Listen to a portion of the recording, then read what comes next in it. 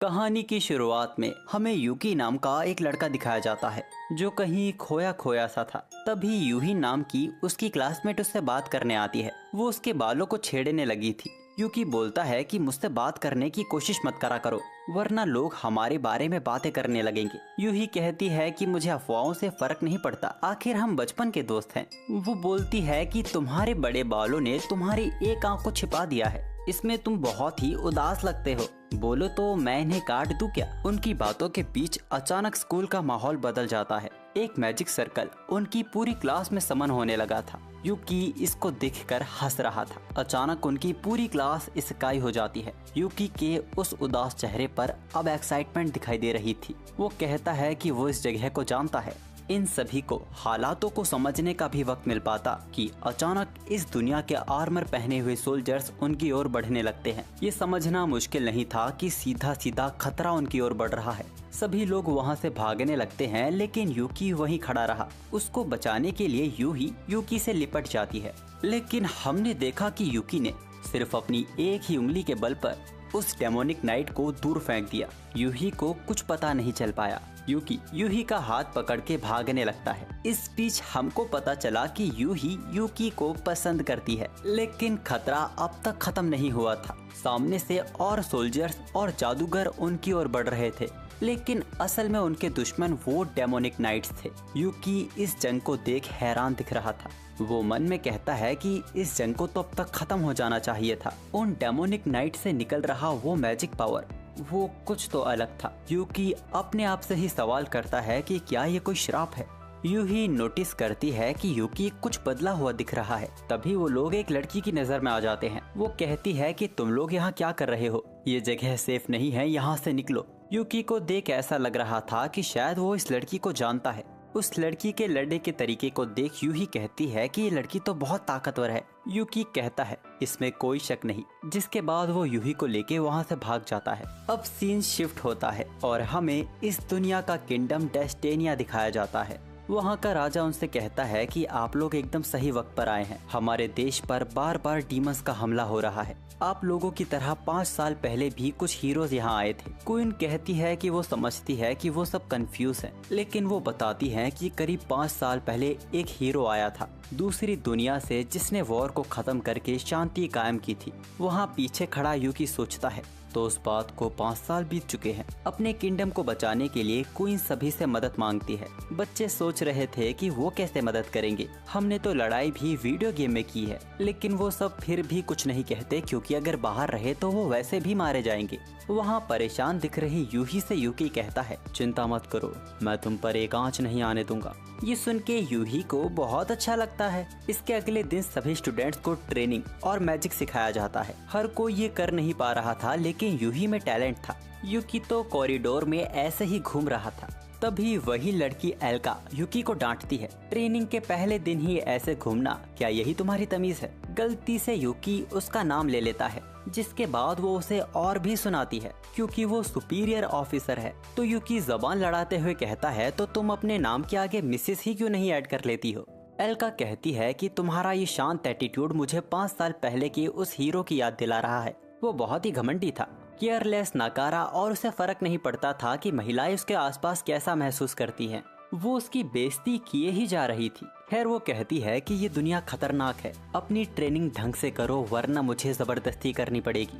यूकी कहता है मजेदार लग रहा है, आजमा के देख लो। यूकी तलवार थामकर कहती है बच्चों को इसीलिए पीटा जाता है ताकि वो गलती दोबारा ना दोहराएं। जिसके बाद वो यूकी पर हमला करने आती है और यूकी उसके बम पे पट करके मारता है और बोलता है कुछ याद आया? अचानक एल्का उसके आगे लेट जाती है और कहती है कि हमें कितना वक्त हो गया है सेत्सुसामा, मैंने इस पल का काफी लंबे वक्त से इंतजार किया है। वो अपनी बदसलूकी के लिए चेयर बन जाती है और जबरदस्ती यूकी को अपने ऊपर बैठाती है। यूकी कहता है इसका पागलपन पहले से ज्यादा बढ़ गया है। वैसे मैं बता दूं कि इस दुनिया में 5 साल पहले यूकी कुछ अलग दिखता था। ग्लेन उन दोनों को इस हालत में देख लेता है। एल्का उसे बताती है कि सेत्सुसामा वापस लौट आए हैं। अब एल्का जिस हालत में थी वो भी सवाल नहीं करता। ये खबर वो दोनों थिया को बताने जाते हैं, लेकिन थिया को पहले ही महसूस हो गया था यूकी का रूप बदला है।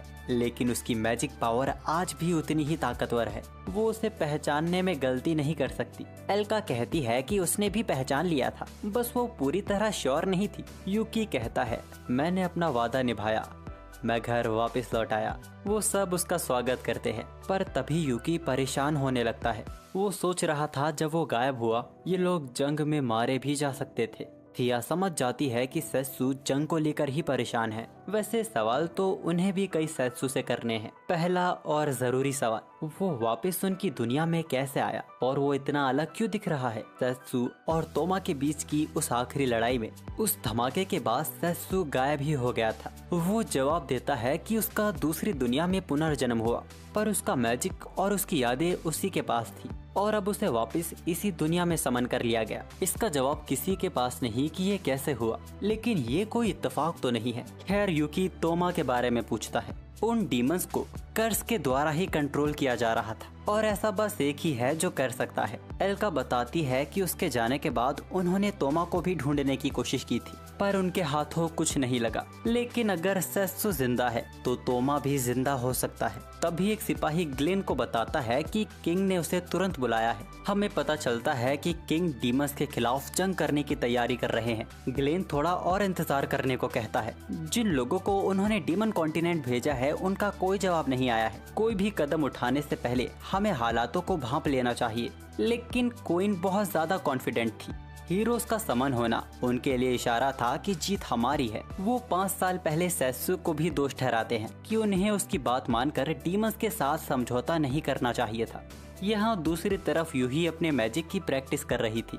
तभी यूकी वहाँ आता है और उसकी तारीफ करता है।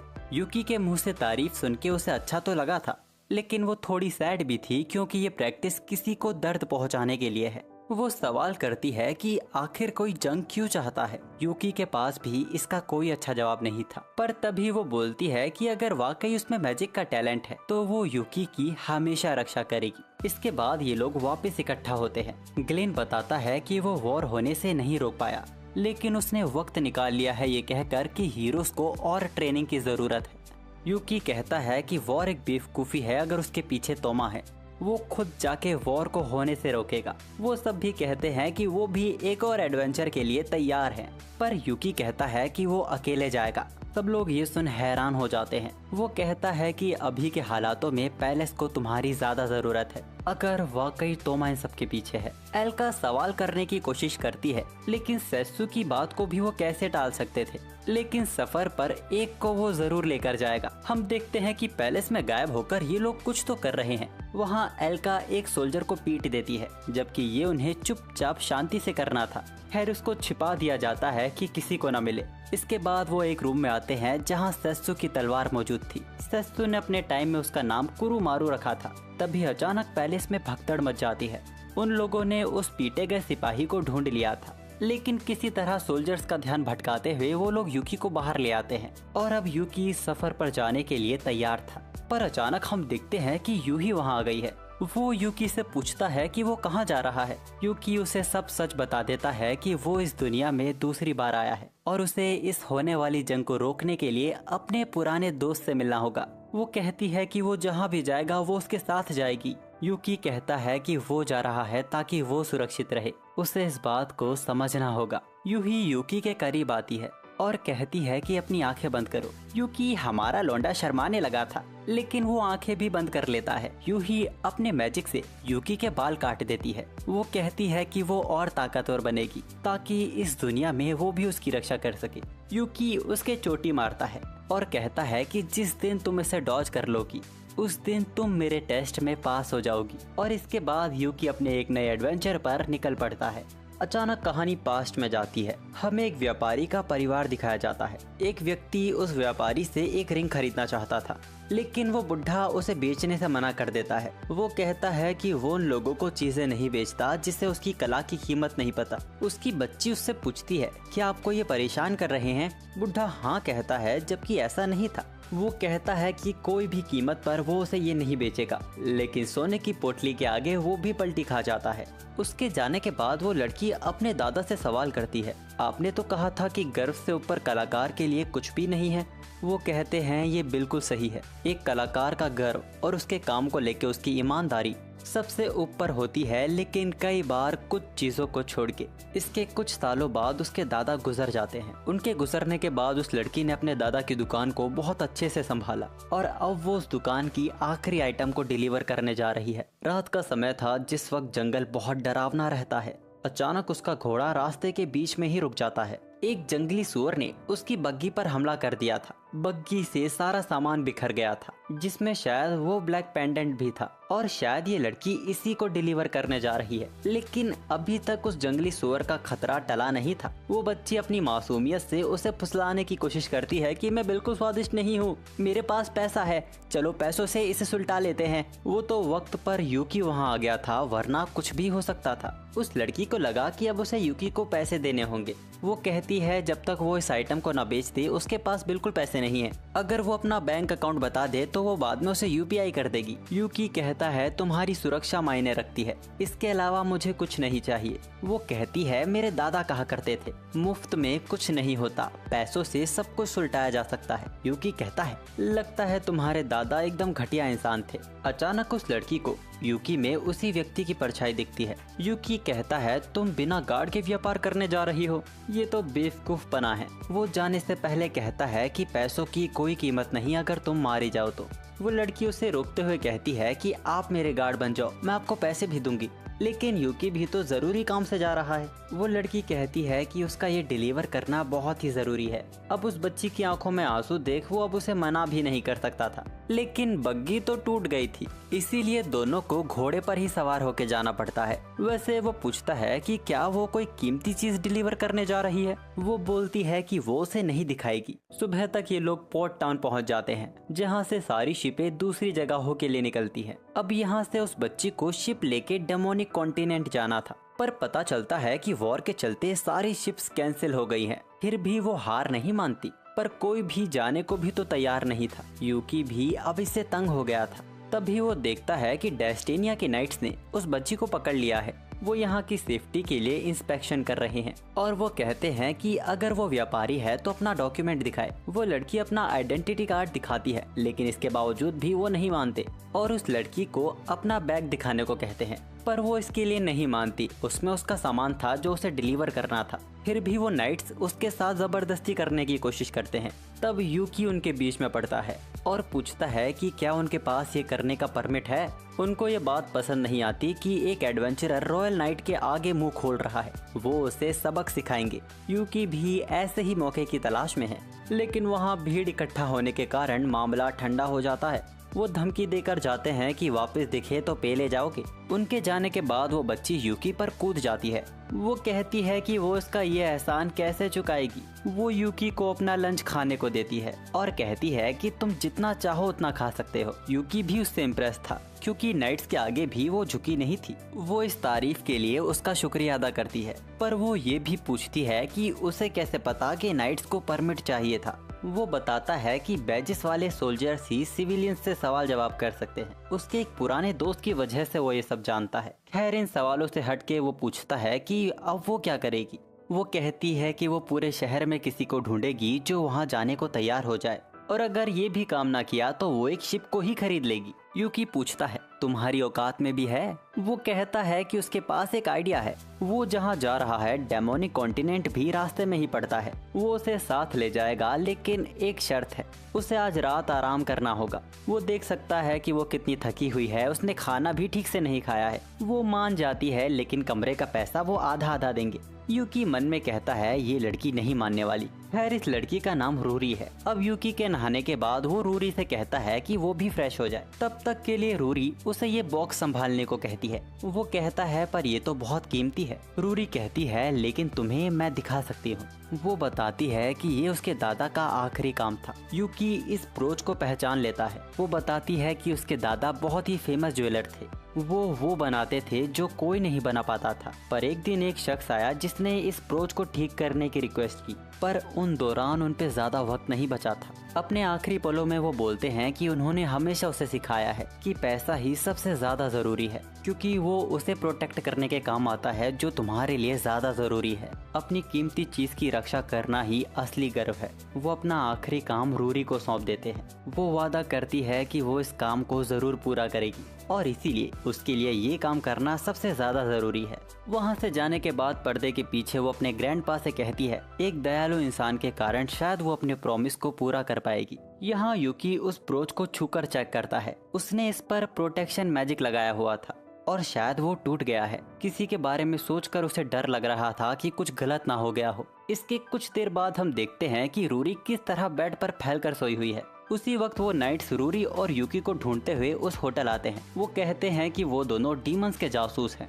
यूकी को भी पता चल गया था। वो कहता है लगता है ये लोग गू खा के ही मानेंगे। उनके आते ही वो लोग खिड़की से कूदकर भाग जाते हैं। उनको चकमा देते हुए भागते भागते वो लोग वहाँ पहुँच गए थे जहाँ से भागने का अब कोई रास्ता नहीं है। नाइट्स भी वहाँ पहुँच गए थे और वो कहते हैं अब तुम्हारी पिटाई होगी। यूकी उन्हें और ललकारता है। रूरी की तो हालत खराब हो रही थी। वो रूरी को पकड़ता है और उस ऊंचाई से कूद जाता है। रूरी रोते हुए कहती है मैं मरना नहीं चाहती, अभी तो मेरी शादी भी नहीं हुई है। तभी अचानक समुद्र का ड्रैगन बाहर निकलता है। वहाँ सबकी आंखें फटी की फटी रह गई थी। यूकी उसे उन्हें ड्रैगन कॉन्टिनेंट छोड़ने को कहता है और नाइट्स ये सब बस देखते ही रह जाते हैं। वो कहते हैं कि हम इसकी रिपोर्ट कैसे बनाएंगे। उनमें से मेन कहता है कि इसे सपने की तरह भूल जाओ। रूरी यूकी से पूछती है क्या ये समुद्र का राजा लेविएथन है। वो सोचती है कि पूरी दुनिया में आखिर उसने किसको अपना गार्ड बना लिया है। खैर सुबह होते होते उन्हें डेमोनिक किंगडम दिखाई दे रहा था। वहाँ आते ही यूकी लेविएथन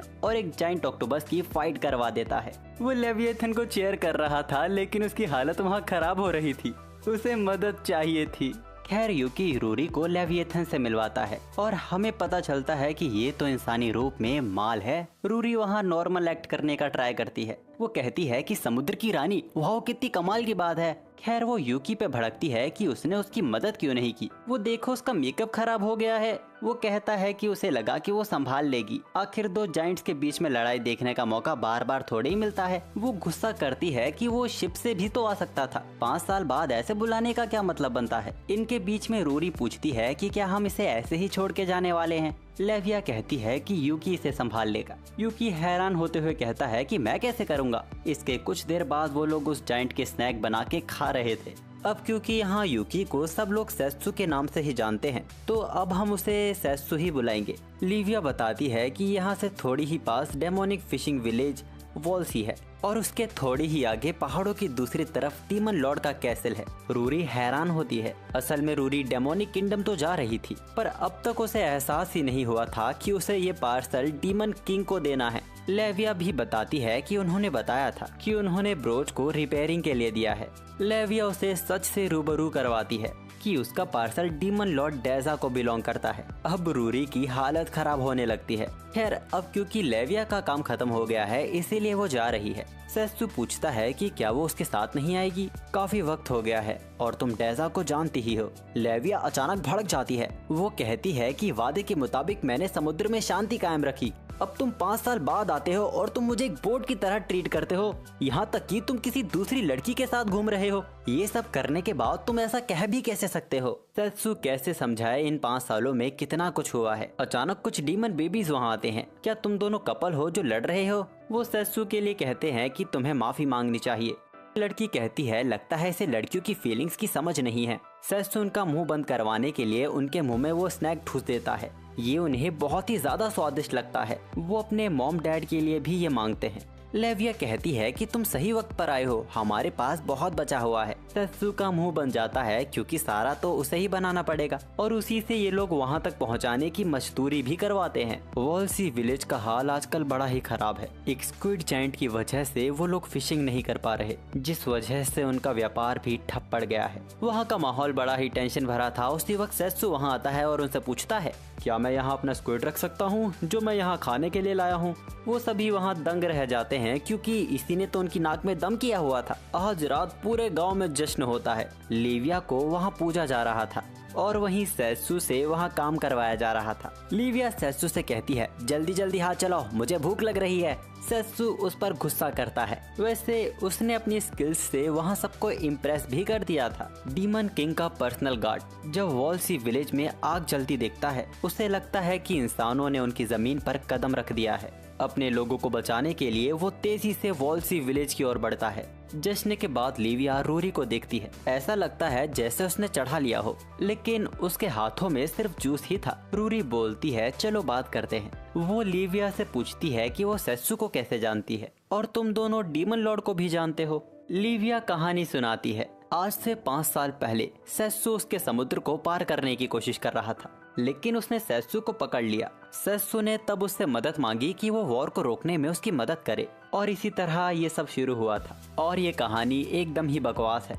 असल में तो वॉर के शोर की वजह से वो परेशान हो गई थी और चारों तरफ तबाही मचाने लगी, पर सेत्सु ने एक पंच में उसको शांत कर दिया। लेकिन वो ये रूरी को नहीं बता सकती, पर वो हैरान है ये देखकर कि रूरी सेत्सु को नहीं जानती। उसे लगा था कि डेस्टिनिया में सेत्सु बहुत ही फेमस होगा। रूरी कंफ्यूज होती है कि क्या वही हीरो सेत्सु जो किंग का दोस्त है और उसी ने वॉर रुकवाई थी। अब जाके उसे समझ आया कि सेत्सु ही सेत्सु है। अब जाके उसे समझ आ रहा था कि उसने कैसे लेविया को बुलाया, वो डीमन लॉर्ड को जानता है और वो इतना ताकतवर कैसे है। फिर वो सवाल करती है कि क्या आपकी ही वजह से समुद्र में हादसे होने बंद हो गए थे। लिविया बताती है कि सेत्सु ने उससे वादा करवाया था कि वो समुद्र में शांति कायम रखेगी, लेकिन एक दिन वो अचानक गायब हो जाता है। फिर 5 साल बाद जब वो वापस लौटता है तो मुझे बोट की तरह ट्रीट करता है। रूरी पूछती है, क्या आप सेत्सु से गुस्सा हैं? वो कहती है कि वो उसे वापस देख पाई तो इट्स ओके। रूरी बोलती है, तो आप सेत्सु से बहुत प्यार करती हैं, है ना? वो कहती है कि अरे ऐसा नहीं है, एक गॉड का एक इंसान से प्यार संभव नहीं है, पर हाँ मैं ये मानती हूँ कि मैं उसके आने का इंतजार कर रही थी। और उसी वक्त वो डीमन भी वहाँ प्रकट हो जाता है। उसने सभी इंसानों को लड़ाई के लिए ललकारा था, लेकिन असल में तो यहाँ उसका पोपट हो गया है। इसके कुछ देर बाद हम लेविया और रूरी को समुद्र के पास देखते हैं। वो अपने मैजिक से एक कच्ची मछली खा जाती है। उसे तो कच्चा मीट ही ज्यादा पसंद है। अब तब वही गार्ड जिसका नाम ब्लेड है, वो लेविया से माफी मांगता है आज की हरकत के लिए, और तभी सेत्सु भी वहाँ आता है। ब्लेड ने उसके मैजिक पावर की वजह से उसे पहचान लिया था। सेत्सु उससे पूछता है कि क्या वॉर के कारण ही वो इधर उधर भटक रहा है।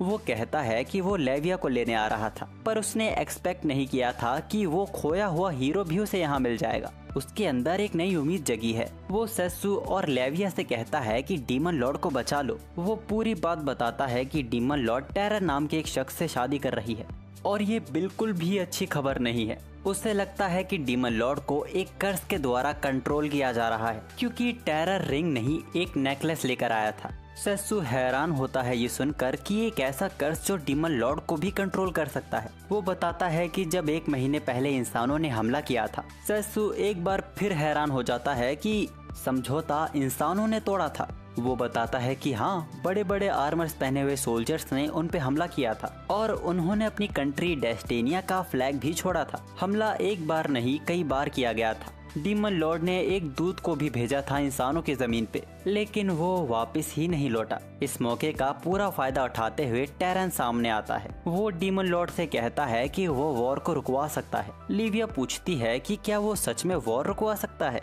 ब्लेड बोलता है कि हाँ, वो ऐसा कर सकता है। रूरी बताती है कि टेरन कोई सबसे ताकतवर शख्स नहीं, बल्कि वो सबसे अमीर व्यापारी है, और व्यापार तो इंसानों और डीमंस दोनों के लिए जरूरी है। सेत्सु बोलता है, तो क्या वॉर रुकवाने के लिए डेजास किसी की नौकर बन जाएगी? वो ब्लेड का कॉलर पकड़ते हुए कहता है कि वो ऐसा होने भी कैसे दे सकता है। लेविया बताती है कि उस वादे के लिए जो उसने शांति बनाए रखने का किया था, वो वादा उसने सेत्सु से ही किया था। असल में तो किसी तरह इन सब के पीछे सेत्सु ही जिम्मेदार है। लेविया कहती है, हम उसे अकेला नहीं छोड़ सकते। जिसके बाद हम देखते हैं कि लेविया और सेत्सु तेजी से डीमन कैसल की ओर बढ़ रहे हैं। रास्ते में डीमन वुल्व्स उनको घेर लेते हैं। ब्लेड ने बताया था कि शादी कब है ये नहीं पता, लेकिन ये बात तो तय है कि उनके पास वक्त नहीं है। डीमन कैसल को जाने वाला रास्ता भी मॉन्स्टर से भरा हुआ है। लिविया कहती है उनको तो वो संभाल लेगी। जिसके बाद सेत्सु रूरी को ब्लेड की सुरक्षा में छोड़ के डीमन कैसल की ओर सबसे छोटे और खतरनाक रास्ते से बढ़ते हैं। लेविया ने अपने एक हाथ को ट्रांसफॉर्म कर लगभग सभी डीमन वुल्फ्स को खत्म कर दिया था। और अब वो पूछती है कि आगे क्या प्लान है। सेत्सु बोलता है कि हम उस बकवासी शादी को रोकेंगे और टेरेस को कब्जे में लेंगे। लेकिन उसका असल सवाल ये था कि उस अमीरजादे के बिना वो लोग वॉर को रोकेंगे कैसे। सेत्सु बताता है कि शायद वो इन सब के पीछे है ही नहीं। व्लेड ने बताया था कि पहले हमला इंसानों की तरफ से हुआ था, लेकिन डेस्टेनिया में हमला पहले डीमंस के द्वारा हुआ था। जिन आर्मर पहने हुए सोल्जर्स के द्वारा ये हमला हुआ था वो तो ना इंसान लगते हैं ना डीमंस। मतलब कि डीमंस और इंसानों के बीच हुआ वो 5 साल पहले समझौता कभी टूटा ही नहीं। इस जंग को शुरू करने की किसी की सोची समझी चाल है। शायद टेरिस इन सब के पीछे ना हो, लेकिन वो जरूर उस मास्टरमाइंड के बारे में कुछ तो जानता होगा। और तभी अचानक और डीमंस वुल्फ्स उन पर छिपकर हमला कर देते हैं। लेकिन समुद्र की देवी के आगे उनकी एक ना चली, जिसके बाद वो वापस डेमोनिक कैसल की ओर बढ़ने लगते हैं। इस दौरान हमें लेविया के दिल की एक बात पता चलती है। उसको सेत्सु के साथ एडवेंचर पर जाना हमेशा से पसंद है। 5 साल पहले उसे कोई फर्क नहीं पड़ता था कि ऊपर क्या हो रहा है। वो अपना पूरा वक्त कुछ ना करते हुए गुजारती थी। लेकिन जब उसकी मुलाकात सेत्सु से हुई, उसे रियलाइज हुआ कि दुनिया कितनी खूबसूरत है। वो शांति कायम रखती है इसीलिए नहीं क्योंकि उसने सेत्सु से वादा किया था। वो असल में चाहती है कि शांति कायम रहे। लेविया सेत्सु से कहती है कि उसकी बनाई स्क्विड ड्रिंक कच्ची स्क्विड से भी स्वादिष्ट थी। वो कहता है कि ऐसी बात है तो वो जितना चाहे वो उसके लिए बनाएगा। डीमन कैसल के करीब आते ही लिविया कहती है कि अपना सबसे बेकार देना सेत्सु। अचानक हमें डीमन लॉर्ड डेज़ा अपनी कहानी सुनाती है। वो कहती है कि उसने काफी लंबा जीवन जिया है और इस जीवन से उसने सीखा है कि सब कुछ उसके कंट्रोल में नहीं है। एक रूलर और एक प्रोटेक्टर होने के नाते उसने कई जंगें लड़ी, लेकिन जब उसका सामना सेत्सु से हुआ, उसने कहा कि चलो इस बिन मतलब की जंग को रोक देते हैं। उसने उसे ये ब्रोच तोहफे में दिया और कहा कि उस पे काला रंग सूट करता है। और इस तरह हमारे रिस्बॉय ने समाज को दिखाया कि कैसे डीमन लॉर्ड को भी पटाया जा सकता है। अब कुछ वक्त बीतने के बाद डेज़ा को एक दिन खबर मिलती है कि सेत्सु अचानक लापता हो गया है। डेज़ा इसके आगे कुछ नहीं सुनना चाहती। वो मन में कहती है कि भले ही उनकी मुलाकात फिर से ना हो, लेकिन शांति बनाए रखने का उससे किया प्रॉमिस वो कभी टूटने नहीं देगी। इंसानों और डीमंस में समझौता बनाए रखने के लिए दोनों देशों में व्यापार होने लगे। जंग को रुके 5 साल बीत चुके थे, चीजें अच्छे से चल रही थी, पर फिर अचानक सेत्सु का दिया ब्रोच टूट जाता है। ब्लेड कहता है कि वो डेस्टेनिया में एक अच्छे ज्वेलर को जानता है, वो इसे रिपेयरिंग के लिए भिजवा देगा। अब एक दिन डेज़ा को खबर मिलती है कि इंसानों के द्वारा उनकी जगहों पर हमला हुआ है। ब्लेड डेज़ा से पूछता है कि क्या समझौता सिर्फ 5 सालों का था। डेज़ा कहती है कि सीधा नतीजे पे मत पहुंचो। वो अपनी आर्मी को तैयार करने का ऑर्डर देती है और अपने 2 खास लोगों को डेस्टेनिया भेजती है वहाँ के हालात जानने के लिए। वो सेत्सु से कहती है कि वो अपने वादे को किसी भी हालात में टूटने नहीं देगी। जंग की तैयारी शुरू हो चुकी थी। डीमंस में गुस्सा था कि उन्हें इंसानों के साथ समझौता करना ही नहीं चाहिए था। वो भी घबराए हुए हैं, वो भी जंग नहीं चाहते। डेज़ा भी घबराई हुई थी। डेस्टेनिया के साथ कोई कांटेक्ट नहीं हो पा रहा है। उसे डर है कि क्या वो सेत्सु से किया वादा निभा भी पाएगी। उसी वक्त ब्लेड डेज़ा को खबर देता है कि टेरन ट्रेडिंग कंपनी से टेरन उनसे बात करना चाहता है। और जब उसने जंग को रोकने की अपनी शर्त रखी, डेज़ा के सभी सपोर्टर्स आग बबूला हो गए थे। टेरन कहता है कि वो अपने ऑफर के लिए सीरियस है। अपनी टेरन ट्रेडिंग कंपनी से वो वॉर को रुकवा सकता है। डेज़ा कहती है तो इसके बदले में मुझे तुम्हारी गुलाम बनना होगा। वो कहता है कि वो तो उसकी खूबसूरती का दीवाना है, वो चाहे जो नाम इसको दे सकती है। वो उसके सामने कर्स ऑफ सर्विट्यूड नेकलेस रखता है और डेज़ा के ये पहनते ही वो उसके पूरे काबू में होगी। वो पूछती है ये चीज उसे कहाँ से मिली। वो कहता है कि वो अपने प्यार के लिए इतना तो कर ही सकता है। व्लेड डेज़ा से कहता है कि ये सब मानने की कोई जरूरत नहीं है, पर डेज़ा उसे चुप करवा देती है और कहती है कि उसे सोचने के लिए वक्त चाहिए। टेरन ये कहकर वहाँ से चला जाता है कि उम्मीद करता हूँ कि तुम्हारे पास सोचने का वक्त होगा। अकेले में डेज़ा सोच रही थी कि क्या अब उसके पास बस यही इकलौता रास्ता है अपने वादे को निभाने का। तभी व्लेड वहाँ आता है और कहता है कि उसे ये ऑफर मानने की कोई भी जरूरत नहीं है। हमारी आर्मी तैयार है, हमारी आर्मी का एक एक सोल्जर उसके लिए मिटने के लिए तैयार है, यहाँ तक कि वो खुद भी। डेज़ा कहती है कि यही वजह है कि वो वॉर नहीं चाहती। शायद लोग कहेंगे कि मैं कायर हूँ, डीमन लॉर्ड के पद के लिए मैं लायक नहीं थी। व्लेड ये कहकर वहाँ से चला जाता है कि वो हार नहीं मानेगा। डेज़ा अपने आप से कहती है कि सेत्सु तुमने कहा था कि मुझ पे काला अच्छा लगता है, तो वो सेत्सु से सवाल करती है कि क्या तब तुम मुझ पे हंसोगे जब मैं अपनी इच्छा के विरुद्ध सफेद पहनूंगी अपनी शादी में। अब इसके कुछ देर बाद हम टेरन को यहाँ से जाते हुए देखते हैं। वो एक शख्स से बात कर रहा था कि डेजा को कन्विंस करना कितना आसान था। अब डीमन किंगडम तुम्हारा होगा और डीमन लॉर्ड मेरी होगी, और अगर इसी तरह वो लोग कामयाब होते रहे तो एक ऐसी जंग शुरू होगी जो किसी से नहीं रुकेगी। टेरन उस आदमी से बोलता है कि अब उसे अपने उन एक्सपेंसिव मैजिक सोल्जर्स को वापस बुला लेना चाहिए। वो कहता है कि कोई जरूरत नहीं, अभी मास्टर की ख्वाहिश पूरी नहीं हुई है। अब कहानी वापस प्रेजेंट में आती है। आज ही डेजा की शादी टेरन से होने जा रही है। टेरन उस नेकलेस को बाहर निकालते हुए ये कसम खाता है कि आज डिमोनिक किंगडम और टेरन ट्रेडिंग कंपनी एक होने जा रही है। मास्टर और नौकर का ये रिश्ता पूरी दुनिया में अमन लाएगा। वो कहता है कि अपने नए डीमन लॉर्ड को सम्मान दो, हम एक साथ होकर पूरी दुनिया की रक्षा करेंगे। अपने प्रॉमिस को बनाए रखने के लिए डेजा भी उस नेकलेस को पहनने के लिए तैयार हो गई थी। बस वो एक आखिरी बार सेत्सु को देखना चाहती थी। और जब टेरन उसे नेकलेस पहनाने ही वाला था, अचानक चर्च का शीशा तोड़ के सेत्सु वहाँ एंट्री लेता है। पूरे चर्च में भगदड़ मच गई थी। सेत्सु कहता है, मैं तुम्हें बचाने आया हूँ प्रिंसेस। उसको सलामत देख उसकी आंखें नम हो गई थी। टेरन अपने मैजिकल सोल्जर्स को उसे बचाने के लिए कहता है, लेकिन उसके वो महंगे सोल्जर्स लिविया के आगे एक पल नहीं टिक पाए। फिर तभी अचानक वो मिस्ट्री मैन सामने आता है। उसने लिविया की परछाई को हवा में ही पकड़ लिया था। अब इससे पहले वो अपने टेंटिकल से लिविया को मार ही देता, सेत्सु उसके सभी टेंटिकल्स को काट देता है और एक ही मुक्के में उसे ढेर कर देता है। वो कहता है, तैयार हो जाओ डेजा को रुलाने की कीमत चुकाने के लिए। वो हंसता है और कहता है कि ये खबर तो मुझे मास्टर को देनी होगी।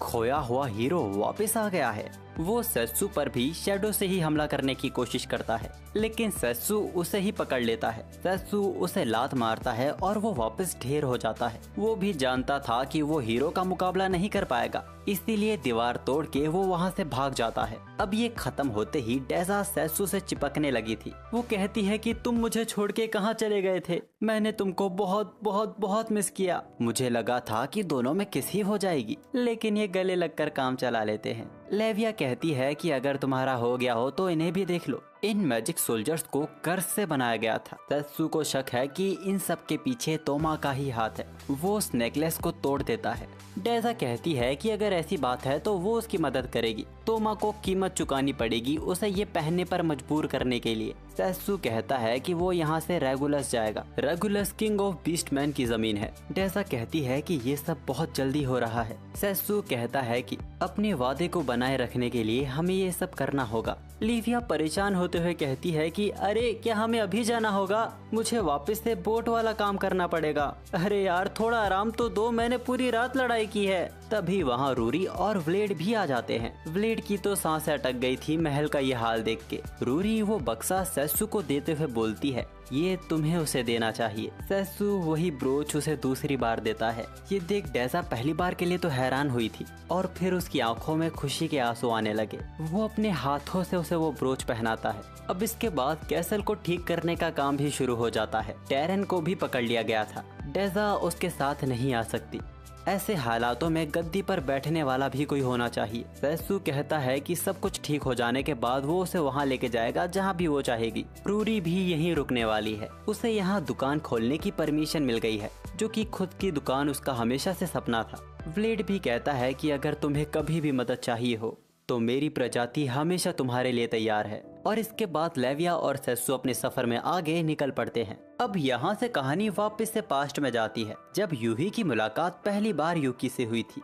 वो यूही के लिए काफी डरावना और अनफ्रेंडली बॉय था, पर क्योंकि दोनों पास ही रहते थे इसीलिए दोनों का ज्यादातर वक्त एक साथ ही गुजरता था, जिस कारण वो यूकी का असल चेहरा देख पाई कि वो कितना अच्छा है। काफी सालों बाद जब यूकी और यूही वापस घर लौट रहे थे, अचानक वो सवाल करती है कि क्या उसे दूसरे हाई स्कूल जाना होगा, जबकि वो यूकी के साथ सेम हाई स्कूल में पढ़ना चाहती है। फिर वो ये कहकर आगे बढ़ जाती है कि वो तो बस मजाक कर रही थी, लेकिन अपने अपार्टमेंट के बाहर यूही एक बार फिर बोलती है कि यूही उसकी उस बात के बारे में क्या सोचता है। वो कहता है कि शायद उसे आसान स्कूल में ही जाना चाहिए। अगर बहुत परेशानी हो तो हमें सेम स्कूल में नहीं जाना चाहिए, तुम बस अपने लिए चीजें मुश्किल कर लोगी। यूही को ऐसा जवाब बिल्कुल नहीं चाहिए था। बेचारे यूकी को एहसास भी नहीं हुआ कि क्या उसने कुछ गलत कहा है। यूही उसी दिन से बहुत मेहनत करने लगी, लेकिन इसके बावजूद उसके मार्क्स एवरेज ही आ रहे थे। ट्यूशन से घर जाते दौरान कुछ घर से आवारा लौंडे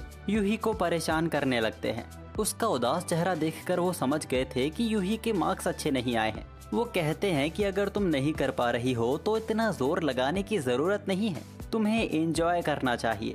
ये पढ़ाई वढ़ाई जैसी बकवास चीज छोड़ो and let's have fun with us. वो कहते हैं कि हमें मजे करने के कई तरीके पता हैं, तुम्हारी सारी थकान मिटा देंगे। और तभी वहाँ यूकी बीच में आता है। वो कहता है कि तुम किसी और को ढूंढ लो, हम पढ़ाई करने में बिजी हैं। अब उन्हें लगा कि यूही का बंदा है, सो दैट रीजन वो वहाँ से चले जाते हैं। उनके जाने के बाद यूकी यूही से बोलता है, वो लोग पूरी तरह गलत भी नहीं कह रहे थे, अपने आप को इतना पुश करना तुम्हारी मदद नहीं करेगा। यूही मायूस हो जाती है और कुछ भी नहीं बोलती। थोड़ी देर तक वहाँ ऐसी ही शांति बनी रहती है। आखिर यूही बोलती है, भले ही लोगों को लगे कि वो उसके लिए ठीक नहीं है, फिर भी वो यूकी के सेम हाई स्कूल में ही जाना चाहती है। यूकी उसे शांत करवाते हुए कहता है, अगर ऐसी बात है तो मैं तुम्हारी पढ़ाई में मदद करूंगा, लेकिन याद रखना ये आसान नहीं होगा, भले ही तुम कितना चिल्ला लो या रो लो। अरे भाई, पढ़ाई ही करनी है। यूही खुश हो जाती है और कहती है कि वो हमेशा यूकी के साथ होना चाहती है, वो उससे बहुत प्यार करती है और हमेशा करती रहेगी। अब कहानी वापस से प्रेजेंट में आती है। डेस्टिनिया में समन किए गए हीरोज की ट्रेनिंग चल रही थी। पहले से ये लोग काफी कुछ सीख चुके थे, पर यूही कमाल कर रही थी। एल्का भी यूही की इम्प्रूवमेंट की तारीफ करती है। अब ट्रेनिंग खत्म हो जाने के बाद यूही एल्का को रोकती है और पूछती है कि क्या वो यूकी के फ्रेंड या उसके साथी हैं। वो लोग हाँ बोलते हैं। यूही उनसे स्पेशल ट्रेनिंग लेना चाहती थी ताकि वो यूकी के बराबर खड़ी हो सके। वो बड़े हैरान होते हैं। एल्का उसे अपने साथ ले आती है और दिखाती है इस पीसफुल वर्ल्ड को जो सेत्सु ने बनाया था, और आज भी इस दुनिया में शांति बनाए रखने के लिए वो कहीं लड़ रहा है। यूही कहती है कि वो भी यूकी के साथ कंधे से कंधा मिलाकर लड़ना चाहती है, लेकिन वो उतनी ताकतवर नहीं है। एल्का भी कहती है कि वो इस बात को मजाक में नहीं लेगी, जिसके बाद दोनों के बीच बैटल शुरू हो जाता है। एल्का आइस मैजिक से हमला करती है और यूही फायर फ्लेम से उस हमले को बेकार कर देती है। एल्का भी ये देख पा रही थी कि यूही ने पहले से काफी ज्यादा इम्प्रूव किया है।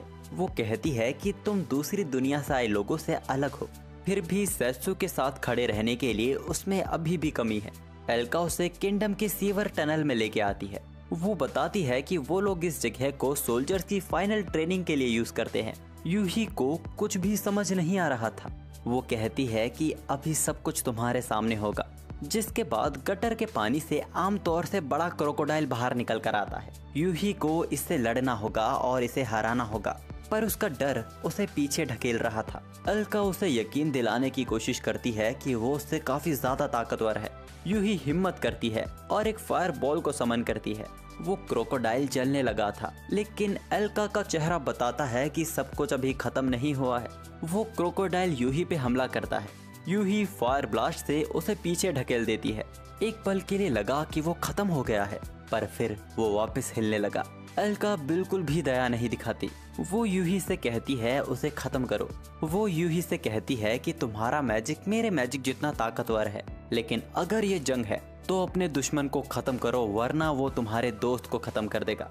अगर तुम अपने करीबी को बचाना चाहते हो तो तुम्हें लड़ना होगा और जीना होगा। इसी डिटर्मिनेशन की यूही में कमी है। एल्का उस मॉन्स्टर को मार के वहाँ यूही को अकेली छोड़ चली जाती है। अगले दिन हम देखते हैं कि थिया यूही से मिलने आई है। वो उसकी कल लगी चोट को ठीक कर देती है और कहती है कि एल्का थोड़ी पागल है जो तुम्हें इतनी जल्दी असल बैटल में ले गई। यूही कहती है कि ऐसा नहीं है, उसने ही उससे कहा था। अचानक थिया कहती है कि तुम हमसे अलग नहीं लगती, और शायद इसी वजह से एल्का भी तुम्हें सेम ट्रीट कर रही थी। और सेत्सु भी यूही को वैसे ही देखता है जैसे वो अपने साथियों को देखता है। ये सुन के यूही बड़ी हैरान होती है। हिया पूछती है आखिर वो सेत्सु के साथ क्यों रहना चाहती है। वो जानती तो है ना कि उसके आसपास रहना भी उसके लिए खतरा बन सकता है। यूही बड़े प्यार से कहती है कि यूकी ने पूरी जिंदगी भर उसकी मदद की है, तो इस बार वो चाहती है कि वो उसके लिए मदद बने। उनके बीच हुई ये बातचीत एल्का भी सुन रही थी। शायद उसी ने तो थिया को भेजा था। वैसे एल्का नहीं चाहती कि यूही उनके आसपास रहे। उनके पास होना उसके लिए खतरा बन सकता है। वो इतनी काबिल तो है कि जंग में अपने आप को संभाल लेगी, फिर भी एल्का डरती है। हिया ये कहकर चली जाती है कि उसे उसका फैसला लेने दो। रास्ते में शाम के वक्त ग्लेन यूही को चुपचाप खड़ा देखता है। वो उससे बात करता है। उसे यूही की परेशानी के बारे में पता चला। यूही उससे सवाल करती है कि उसे लड़ने की हिम्मत क्या देता है। वो कहता है कि वो एक सोल्जर है, वो किसी को भी मुश्किल में तड़पता हुआ नहीं देख सकता, लेकिन ये तो उसका काम है। यूही को उसकी डिटर्मिनेशन उसे खुद ढूंढनी होगी। यूही काफी देर तक इसके बारे में सोचती है। वो अपने आप से ही सवाल करती है कि क्या वो सच में लड़ना चाहती है। आखिर उसे जवाब मिल गया था। अगले दिन ट्रेनिंग के दौरान उसने अपने मैजिक पावर से वहाँ सभी को हैरान कर दिया था। वो वाकई बहुत ताकतवर हमला था। आज यूही खुद एल्का को लेके जाती है। वो सवाल करती है कि क्या उसे अपने लड़ने की वजह मिल गई है। पानी से पहले जैसा एक और मॉन्स्टर बाहर निकलता है। इस बार यूही भी निडर दिख रही थी। वो एल्का से कहती है मेरी डिटर्मिनेशन देखो। यूही फिर से फायर बॉल से उस पर हमला करती है। इस बार का यह हमला पहले से काफी ज्यादा ताकतवर था। एल्का उसकी तारीफ करती है और कहती है कि उसने अपनी डिटर्मिनेशन को साबित कर दिया है। पर तभी यूही कहती है कि वो अभी तक मरा नहीं है। हम देखते हैं कि वो मॉन्स्टर वाकई अभी भी जिंदा है, लेकिन अब वो लड़ भी नहीं पाएगा। वो कहती है कि उसकी डिटर्मिनेशन ये है कि वो कभी किसी की जान नहीं लेगी। एल्का बड़ी कंफ्यूज दिखाई देती है। खैर वो कहती है कि वो एकदम सेत्सु जैसे बात कर रही है, लेकिन ऐसा करने के लिए उसे और भी ज्यादा ताकतवर होना होगा। बिना किसी को मारे जीतना ये कोई आसान जंग नहीं होगी। हम देखते हैं कि वो दिन भी आ चुका है जब हीरोज की ट्रेनिंग पूरी हो चुकी है। कल डेस्टिनिया की आर्मी अपने हीरोज के साथ एविल थियोन यानी डेमोनिक नेशन के लिए रवाना होगी, और यहाँ दूसरी तरफ सेत्सु और लेविया बीस्ट मैन कॉन्टिनेंट की तरफ बढ़ रहे हैं। और सेत्सु गुस्सा हो रहा था क्योंकि लेविया काफी चिल थी। वो बोलती है कि हमारे पास करने को है ही क्या जब तक हम लोग बीस्ट कॉन्टिनेंट नहीं पहुंच जाते। और वो सेत्सु को सुनाती भी है क्योंकि उसने एक गॉड को बोट बना रखा है, पर वो भी कुछ कर नहीं सकता था क्योंकि वॉर की वजह से सभी शिप बंद हो गई हैं। वो बोलता है कि क्या तुम मैजिक का यूज करके हमें टेलीपोर्ट नहीं कर सकती। वो मना कर देती है क्योंकि टेलीपोर्टेशन मैजिक में हाई लेवल का मैजिक और टाइम चाहिए। अब इतना ठूसने के बाद वो और खाने को मांगती है। तभी अचानक बग्गी रुक जाती है। उनके साथ बग्गी में दो नई सवारी आ रही थी और उनमें से एक को सेत्सु पहचानता था, एलिसा, जो सेत्सु को देखकर रोने ही लगी थी। एलिसा सेत्सु की टॉप स्टूडेंट थी और उन्होंने साथ में कुछ वक्त ट्रैवल भी किया था। सेत्सु बोलता है कि मुझे तो ऐसा कुछ याद नहीं कि तुम मेरी स्टूडेंट थी। एलिसा बोलती है कि मास्टर आप ये क्या बात कर रहे हो, आपने मुझे हर रात कितना कुछ सिखाया है। लेविया गुस्सा होकर पूछती है कि ये क्या बक रही है। तभी वो छोटी बच्ची बीच में बोलती है। एलिसा बताती है कि ये उसकी बहन एमिली है। सेत्सु को तो याद नहीं कि उसकी छोटी बहन भी थी। वो बताती है कि वो लोग सगे नहीं हैं और कुछ वक्त पहले से ही साथ रह रहे हैं। खैर वो सेत्सु से पूछती है कि वो 5 सालों से कहाँ गायब थे। सेत्सु बताने लगता है और सभी लोग काफी ध्यान से सुनते हैं। सेत्सु की कहानी सुनने के बाद एलिसा को बहुत बुरा लगता है कि उसे फिर से सफर करना पड़ रहा है तोमा के प्लान को चौपट करने के लिए। सेत्सु एलिसा को साथ आने को कहता है और उसकी मदद करने को कहता है जैसे उसने 5 सालों पहले की थी। ये सुन के लेविया को बुरा लगता है। एलिसा भी एक्साइटेड थी, लेकिन वो अपनी अलग एक परेशानी से जूझ रही है। सेत्सु के गायब हो जाने के बाद एलिसा ने मॉन्स्टर को खत्म करने की जॉब शुरू कर दी। एक दिन उसे एक विलेज में ड्रैगन को मारने के लिए बुलाया जाता है। उसी विलेज में उसकी मुलाकात एमिली से हुई थी। ड्रैगन को मारने तक एलिसा को एमिली के साथ ही रहना था। इनकी बातों के बीच हमें पता चलता है कि ये घर एमिली का भी नहीं है, ये उसके भाई का घर है जो उसे 2 साल पहले मिली थी। तब से ही वो दोनों एक साथ रह रहे हैं, लेकिन उस दिन से वो घर नहीं आया है जब से ड्रैगन दिखाई दिया है। एलिसा समझ जाती है कि क्या हुआ होगा। एमिली बोलती है कि वो वापस अकेली हो गई है, लेकिन उसे कोई परेशानी नहीं होती क्योंकि वो हमेशा से अकेली थी। उसकी कहानी सुनने के बाद एलिसा बोलती है कि वो सफर करते करते बहुत थक गई है। यहाँ का काम खत्म करने के बाद वो थोड़ा वक्त और यहाँ बिताना चाहती है। ये सुन के एमिली बहुत ही ज्यादा खुश हो गई थी। वो कहती है कि ये घर उसके लिए बहुत बड़ा है। एलिसा बोलती है, क्या मैं जब तक यहाँ पर हूँ क्या तुम मुझे अपनी बड़ी बहन जैसे ट्रीट कर सकती हो? ये सुन के वो बहुत ही ज्यादा खुश हुई, वो उसे गले लगा लेती है। सेसु एलिसा से एक सवाल करता है, क्या एमिली का भाई उस ड्रैगन के हमले में मारा गया? एमिली का चेहरा उदास सा हो गया था। एलिसा कहती है कि उसे नहीं लगता कि वो मारा गया है। असल में जब भी ड्रैगन ने हमला किया हर बार कई विलेजर्स गायब हो जाते थे। ड्रैगन के हमले में ना कोई सबूत मिलता और ना ही डेड बॉडी या तो घायल लोग। अब कहानी वापस से पास्ट में जाती है। एलिसा जब ड्रैगन को पकड़ने की तैयारी कर रही थी तभी एमिली उसके पास आकर उससे पूछती है कि वो क्या कर रही है। वो कहती है कि आज वो उसे पकड़कर पीट देगी। एमिली नहीं चाहती थी कि एलिसा खतरा उठाए। वो कहती है कि वो बिल्कुल ठीक है और उसे वापस घर जाने को कहती है क्योंकि यहाँ खतरा बढ़ने वाला है। एमिली उसे तितली दिखाती है जो वो उसके लिए लेकर आई थी, लेकिन वो उसे देने से पहले ही उड़ गई। अब इसके कुछ देर बाद विलेज पर ड्रैगन का हमला होता है। एलिसा उस पर घातक हमला करती है। ड्रैगन विलेज से दूर भागने लगा था। एलिसा उसका पीछा करती है ताकि वो आज ही सब खत्म कर दे, पर अचानक ही वो ड्रैगन उसके हाथों से निकल गया। वो विलेज वापस लौटी तब तक सभी लोग गायब हो चुके थे। वो भागकर एमिली के घर जाती है। किसी तरह एमिली इसमें बच गई थी, पर लेकिन इस हादसे ने उसे डरा दिया था। अब एलिसा वापस शहर जा रही है ताकि वो एमिली को किसी के पास छोड़ सके जो उसका ख्याल रख सके। लिविया और सेसु भी ये कहानी सुनकर एकदम हैरान थे। ये कोई आम हमला नहीं लगता, पर वो कहते हैं कि वो उसकी मदद करेंगे। एलिसा की आंखों में खुशी के आंसू आ गए थे। एमिली भी सेसु को थैंक्स कहती है, पर क्योंकि वो लेविया का नाम नहीं जानती थी इसीलिए वो उसे मिसेस सेसु कहती है, जो सुन उसके गले में खाना अटक जाता है।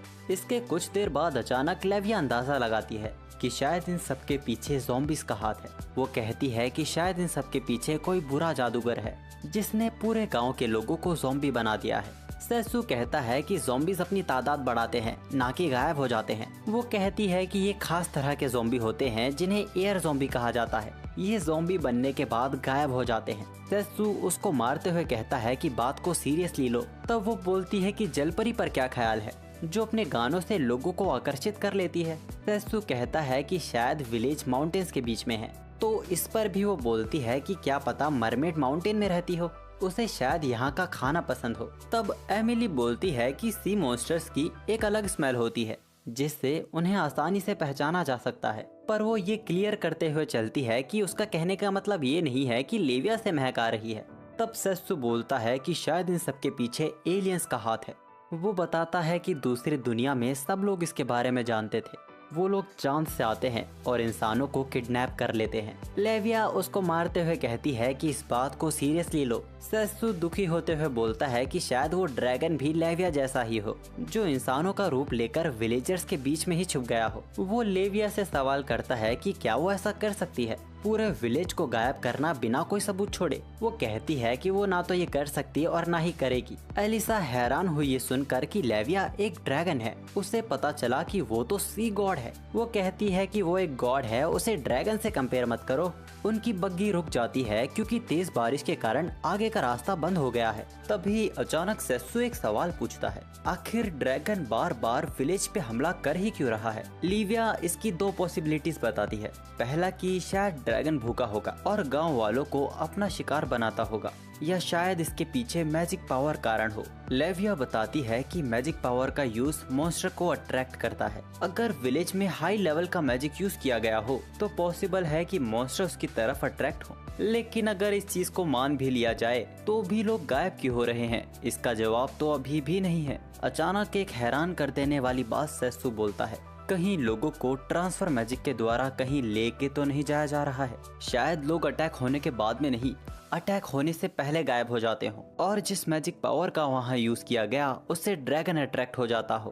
पर एलिसा कहती है कि ये करने के लिए कोई करने वाला भी तो होना चाहिए। सेसु कहता है कि ये बात तुम उस मैजिक यूज करने वाले से ही क्यों नहीं पूछ लेती? टेलीपोर्टेशन मैजिक को तैयार करने के लिए लगभग 1 साल का वक्त लगता है और शायद उस विलेज में कोई था जो 2 साल पहले ही आया था। यहाँ सीधा सीधा शक एमिली के ऊपर ही जा रहा था। एलिसा कहती है कि ये आप क्या बात कर रहे हैं, ये तो खुद एक विक्टिम है। एमिली भी कहती है कि उसे एलियन वाली कहानी में ज्यादा सच्चाई लगती है। लेकिन सेसु का एक और सवाल था, एमिली को कैसे पता चला कि लेविया एक सी मॉन्स्टर है। लेविया मामूली से एकदम अलग है, वो अपने ह्यूमन फॉर्म में मैजिक को रिलीज नहीं होने देती। एलिसा तक को इसका पता नहीं चला तो एमिली को कैसे पता। अब क्योंकि एमिली की सच्चाई सामने आने लगी थी, उसका अपीयरेंस चेंज होने लगा था। अचानक वहाँ धमाका होता है। सेसु लेविया और एलिसा को उस धमाके से बचा लेता है और अब सच्चाई सामने आती है कि एमिली वही असल में ड्रैगन थी। एलिसा को शर्म आ रही थी कि वो अपने आप को सेसु का टॉप स्टूडेंट बताती है।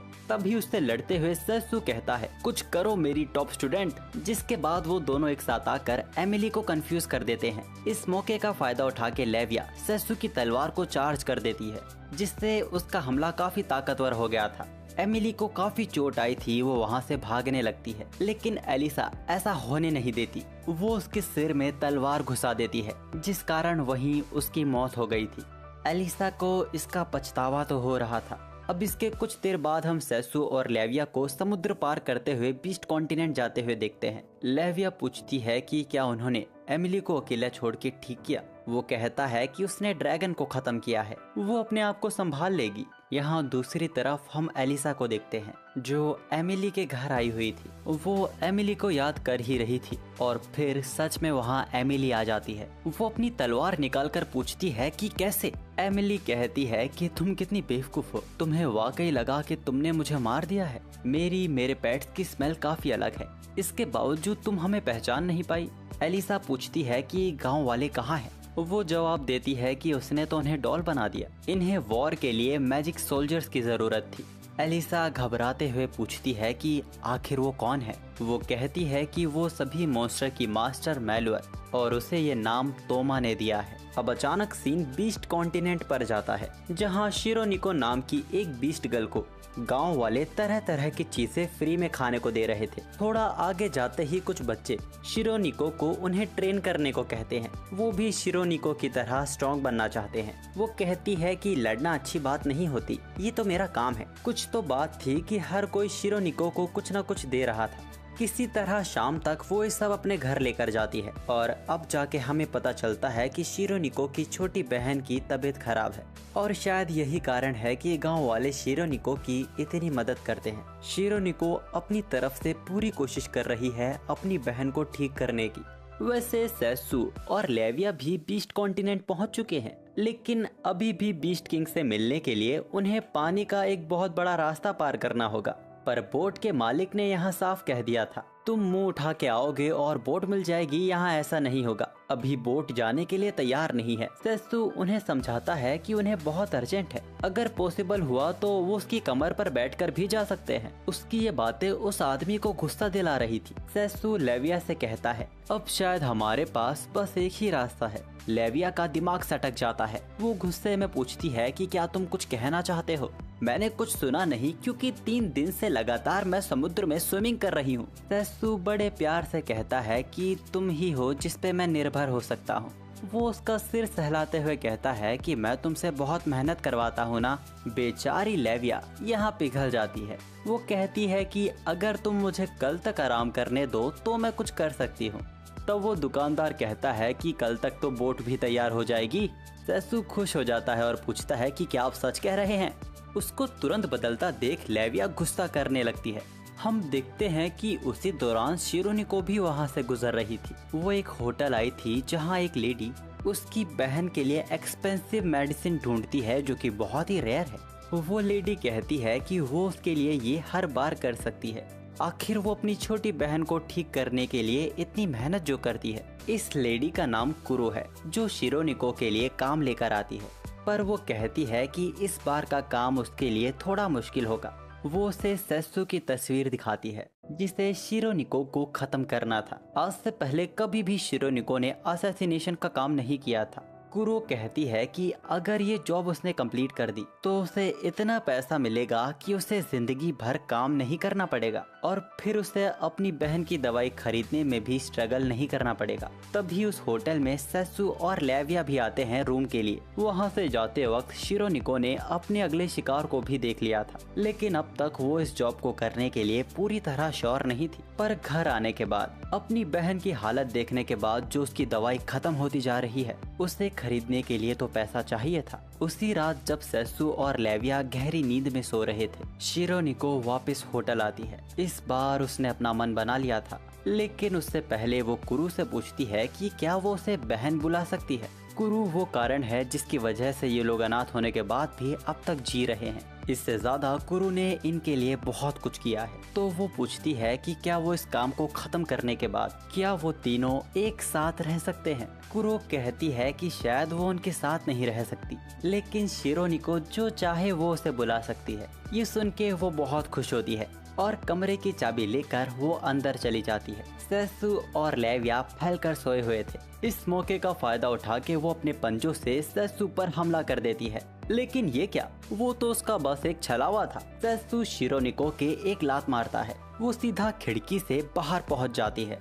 सेत्सु को शक है कि इसको तोमा ने भेजा है। शिरोनिको अपने हाथों को ट्रांसफॉर्म कर लेती है और अनएक्सपेक्टेड सेत्सु पर फायर बॉल से हमला करती है। सेत्सु उस हमले को खड़े खड़े ही बेकार कर देता है और एक चांटा लगाता है शिरोनिको के, क्योंकि टाउन के बीच ब्लास्ट करना खतरनाक था। एक चांटे में ही शिरोनिको ढेर हो गई थी। अचानक वो देखते हैं कि शिरोनिको से कर्स बाहर निकल रहा है। अब जैसे ही शिरोनिको को होश आता है, वो सेत्सु को सामने देखते ही उस पे झपट्टा मारने को तैयार हो जाती है। पर मिनाको भी यहाँ मौजूद थी। असल में ये लोग शिरोनिको के घर पर ही थे। मिनाको बोलती है कि उन्होंने शिरोनिको की मदद की है, उन्हें तो शिरोनिको बेहोशी हालत में मिली थी। सेत्सु शिरोनिको को चुप रहने का इशारा करता है। सेत्सु भी हालातों को समझ गया है कि शिरोनिको ये खतरनाक जॉब क्यों करती है, लेकिन वो उसे बताता है कि मिनाको को कोई बीमारी नहीं है। मिनाको के गले में भी वो कर्स नेकलेस था। सेत्सु के मैजिक से वो कर्स दिखाई देने लगता है।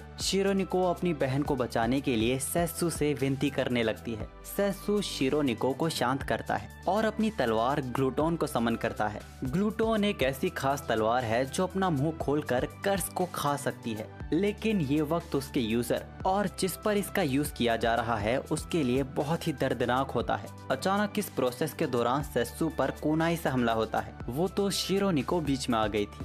ये हमला कुरो ने, जिसको शिरोनिको अपनी बड़ी बहन मानती है, उसने किया था। वो कहती है कि ना तो तुम मेरा काम कर पाई और अब तुम मेरे टारगेट को बचा भी रही हो। लेविया अपने वाटर मैजिक से उसे दूर कर देती है। इस प्रोसेस को सेत्सु बीच में छोड़ नहीं सकता, इसीलिए कुरो का सामना लेविया को ही करना होगा। इस बात को लेके सेत्सु भी टेंशन में था, क्योंकि कुरो ताकतवर है। लेविया कहती है कि तूने मुझे समझ क्या रखा है, मैं तेरी सवारी बन के घूम रही हूँ, इसका मतलब ये नहीं कि मैं लड़ना नहीं जानती, मैं गॉड ऑफ द सी हूँ। यहाँ कुरो हैरान थी ये देखकर, आखिर गॉड ऑफ द सी एक ह्यूमन का साथ क्यों दे रही है। पर फिर भी वो निडर थी, क्योंकि लेविया है गॉड ऑफ द सी और धरती पर वो अपनी पावर का पूरा यूज नहीं कर पाएगी। वो वहाँ मल्टीपल क्लोन्स बना लेती है, लेकिन ये शैडो क्लोन का सस्ता जुत्सु एक गॉड के आगे काम थोड़ी कर पाएगा। वो सभी क्लोन्स को खत्म कर देती है। अचानक कुरो देखती है कि जमीन पर तो पानी आने लगा है। लेविया कहती है कि जहाँ मैं खड़ी हो जाऊँ वहीं समुद्र शुरू हो जाता है। वो एक पानी का फटका मार के कुरो को ढेर कर देती है और कहती है कि अगर तुम अपना मुंह खोलोगी तो मैं तुम्हारी जान बख्श दूंगी। तभी अधमरी सी शिरोनिको कुरो से सवाल करती है, आखिर उसने ये सब क्यों किया। वो कहती है कि बकवास मत कर, एक मामूली सा तू काम नहीं कर पाई, मुझे बड़ी बहन बोलने की कोशिश भी मत करियो। अब क्योंकि कुरो मूड में नहीं थी तो लेविया हमेशा के लिए उसका मुंह बंद करने वाली थी, लेकिन फिर तभी उसका मुंह चलने लगता है। वो कहती है कि तोमा गॉड बनना चाहता है, वो हर एक स्पीशीज को इस दुनिया से मिटा देगा। इतना बताकर वो एक बॉल फोड़कर वहाँ से गायब हो जाती है। खैर, शिरोनिको की छोटी बहन मिनाको एकदम ठीक हो चुकी थी। वो एक दूसरे के गले लगकर रोने लगते हैं और जो बचा काम था, सेत्सु उस नेकलेस को भी डिस्ट्रॉय कर देता है। और अब जब उन्हें ये पता चल चुका है कि इन सब के पीछे तोमा है, तो अब इन्हें उसे किसी भी हालात में रोकना होगा। वो उसे उसके मकसद में कामयाब नहीं होने दे सकते। इन सब भसड़ में सुबह भी हो चुकी थी, जिस वजह से उन्हें तुरंत बीस्ट किंग के महल के लिए निकलना पड़ता है। बेचारी लेविया को आज रात भी आराम करने को नहीं मिला। अचानक रास्ते में वो लोग शिरोनिको और उसकी छोटी बहन को देखते हैं। वो दोनों कहते हैं कि वो दोनों लड़ने में अच्छे हैं और अगर वो लोग बीस्ट किंग के कैपिटल में जा रहे हैं तो उन्हें अपने साथ एक बीस्ट मैन को तो लेके ही जाना चाहिए। असल में अभी तक शिरोनिको के सिर से अभी तक कुरो का भूत उतरा नहीं है। वो अपनी बहन से मिलकर एक बार बात करना चाहती है। सेत्सु उन्हें मना नहीं करता और उन्हें भी अपने साथ ले चलता है। अब अचानक कहानी वापस से पास्ट में जाती है। हमें दिखाया जाता है सेत्सु जब वो बीस्ट कॉन्टिनेंट पहली बार आया था। वो रोआ के साथ खेल रहा था जो बीस्ट किंग की बेटी है। वो कहती है कि वो कभी भी सेत्सु को अपना मास्टर नहीं मानेगी। सेत्सु कहता है कि मैंने तो कभी ऐसा कहा ही नहीं। वो कहती है कि वो कभी भी उसे मास्टर नहीं मानेगी जब तक वो उसे हरा नहीं देता। तो सेत्सु भी आखिर उससे लड़ने के लिए तैयार हो जाता है, जिसके बाद रोआ काफी हिम्मत करके सेत्सु पे पहला हमला करती है। कहानी वापस प्रेजेंट में आती है। बीस्ट किंग के रॉयल कैपिटल में बहस छिड़ी हुई थी। डीमंस और ह्यूमंस के बीच जंग छिड़ने वाली है। अब इससे पहले खतरा उन पर भी आए, वो लोग डीमंस और ह्यूमंस के खिलाफ ही जंग करने की बात कर रहे थे। कुछ ऐसे भी थे जो कहते हैं कि हमें अपने लोगों को बचाने पर ध्यान देना चाहिए। इनकी बहस सुन के बीस्ट किंग के सिर में तो दर्द ही होने लगा था। उसी वक्त रोआ कुछ महसूस करती है। हम देखते हैं कि कैपिटल के बाहर तो मेहमान आए हैं, लेकिन किंग के खास होने के बाद भी उन्हें अंदर नहीं जाने दिया जा रहा है। उन्होंने तो शिरोनिका और उसकी छोटी बहन को भी फटकार लगा दी थी। शिरोनिको को लगता था कि वो लोग बीस्ट कॉन्टिनेंट में फेमस हो गए हैं, पर यहाँ आने के बाद उसका सारा ऑरा माइनस हो गया है। हर दिन की नई नई परेशानी देख सेत्सु के तो सर में दर्द होने लगा था। तभी उसकी नजर पड़ती है किंग की बेटी जो उड़ते हुए उसका नाम चिल्लाते हुए आ रही थी। अपने पहरेदारों की तो कोई इज्जत ही नहीं है। भले ही उसका अपीयरेंस बदल गया है, लेकिन आज भी रोआ सेत्सु को पहचान सकती है। शिरोनिको और उसकी बहन किंग की बेटी को ऐसे देख हैरान थी, लेकिन चिपकने के बहाने वो सेत्सु पर हमला करने वाली थी। लेकिन सेत्सु ने इस चीज को भांप लिया था। वो रोआ को पटक देता है। रोआ इम्प्रेस होती है और कहती है वो अपने होने वाले मास्टर में कोई कमी नहीं चाहती। सेत्सु कहता है कि वो उसका मास्टर नहीं बनने वाला। वैसे वो कहती है कि वो थोड़ा परेशान हो गई थी जब उसने सुना कि सेत्सु अचानक गायब हो गया है। सेत्सु रोआ को सहलाता है, जो देख शिरोनिको और उसकी छोटी बहन को जलन हो रही थी। लेविया कहती है कि 5 साल बीत गए हैं पर कुछ नहीं बदला। बीस्ट किंग रुगुलस भी आते ही सेत्सु पर कूद पड़ते हैं। सेत्सु उनको भी पटक देता है। वो कहते हैं कि मुझे अपने साथी से यही उम्मीद थी। जब सेत्सु अंदर का माहौल देखता है तो सब पीकर पड़े हुए थे, या कहीं इनकी हालत के पीछे बीस्ट किंग का ही हाथ है। सेत्सु के वापस लौटने की खुशी में बीस्ट किंग एक पार्टी रखने का सुझाव देते हैं। वो तो कहते हैं कि एक डुएल भी होना चाहिए, लेकिन सेत्सु यहाँ फन करने नहीं आया था। बीस्ट किंग भी समझ जाते हैं कि परेशानी डीमंस और ह्यूमंस की वॉर है। सेत्सु उन्हें बताता है कि तोमा जिंदा है और वो सभी स्पीसीज को खत्म करने का प्लान बना रहा है। ये सुनकर बीस्ट किंग रुगुलस भी तैयार हो जाते हैं, पर सेत्सु ये नहीं चाहता था कि रुगुलस अपने कॉन्टिनेंट को छोड़कर जाए। तोमा यहाँ पर भी कुछ करने की कोशिश कर सकता है, तो रोआ कहती है कि अपने डैड की जगह वो जाएगी। रुगुलस भी इससे राजी थे। बस उनकी बेटी ही है जो ताकत में उनकी जगह ले सकती है। और उसी वक्त कबाब में हड्डी घुसाती है। आर्मी कमांडर रोगा कहता है कि इंसान और डीमंस दोनों ही उनके दुश्मन हैं। हम किसी इंसान के भरोसे अपने नेशन को खतरे में नहीं डाल सकते। वो अपना इंट्रोडक्शन देते हुए बताता है कि वो रोआ का फियोंसे है। रोआ तुरंत नाम में गर्दन हिलाने लगती है।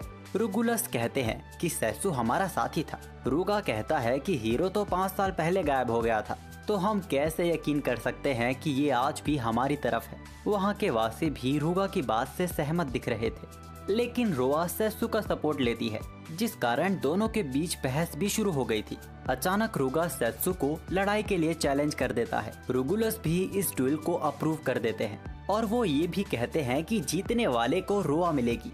वहाँ सब लोग ये सुन हैरान और खुश दिखाई दे रहे थे। सेत्सु बेचारा वहाँ कंफ्यूज खड़ा था कि इस सच्चाई की जंग के बीच में आखिर रोआ के साथ शादी की बात कहाँ से आ गई। रुगा सेत्सु से कहकर जाता है कि डुएल कल होगा, अपने आप को पिटने के लिए तैयार कर लेना।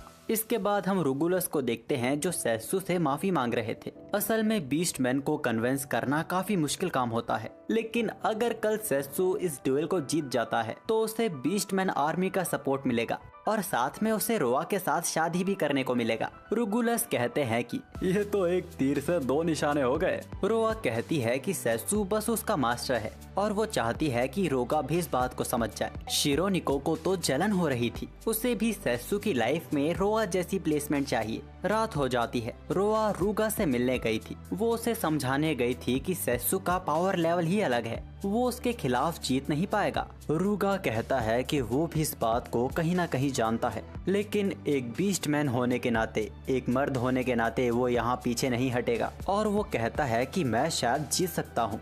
घने जंगलों में रहने वाले एक पाखंडी तांत्रिक ने उसके कंधे पर एक टोटका दिया है। उसे फर्क नहीं पड़ता कि रुगुलस इसके बारे में क्या कहेगा, लेकिन वो रोआ को प्रोटेक्ट करने के लिए हर एक हद तक जाएगा। रोआ भी उसे समझाने में नाकामयाब रही। अब तो ड्यूएल का दिन भी आ जाता है। ये बैटल देखने के लिए बीस्टमैन की बहुत बड़ी भीड़ वहाँ इकट्ठा हुई थी, जो देख सेत्सु भी हैरान था। रोआ सेत्सु को चेयर करती है और कहती है, उसे हरा दो मेरे फ्यूचर मास्टर। ये चीज रूगा का गुस्सा और भी ज्यादा बढ़ा रहा था। ड्यूएल शुरू होता है। इस लड़ाई का बस एक ही नियम था, ये लड़ाई तब खत्म हो जाएगी जब एक लड़ने की हालत में नहीं रहेगा। रूगा का कोई भी हमला सेत्सु को छू नहीं पा रहा था। सेत्सु भी कहता है, अपनी पूरी ताकत दिखाओ, ये मामूली हमले मुझ पे असर नहीं करेंगे। रूगा अपने ट्रांसफॉर्मेशन में आ जाता है।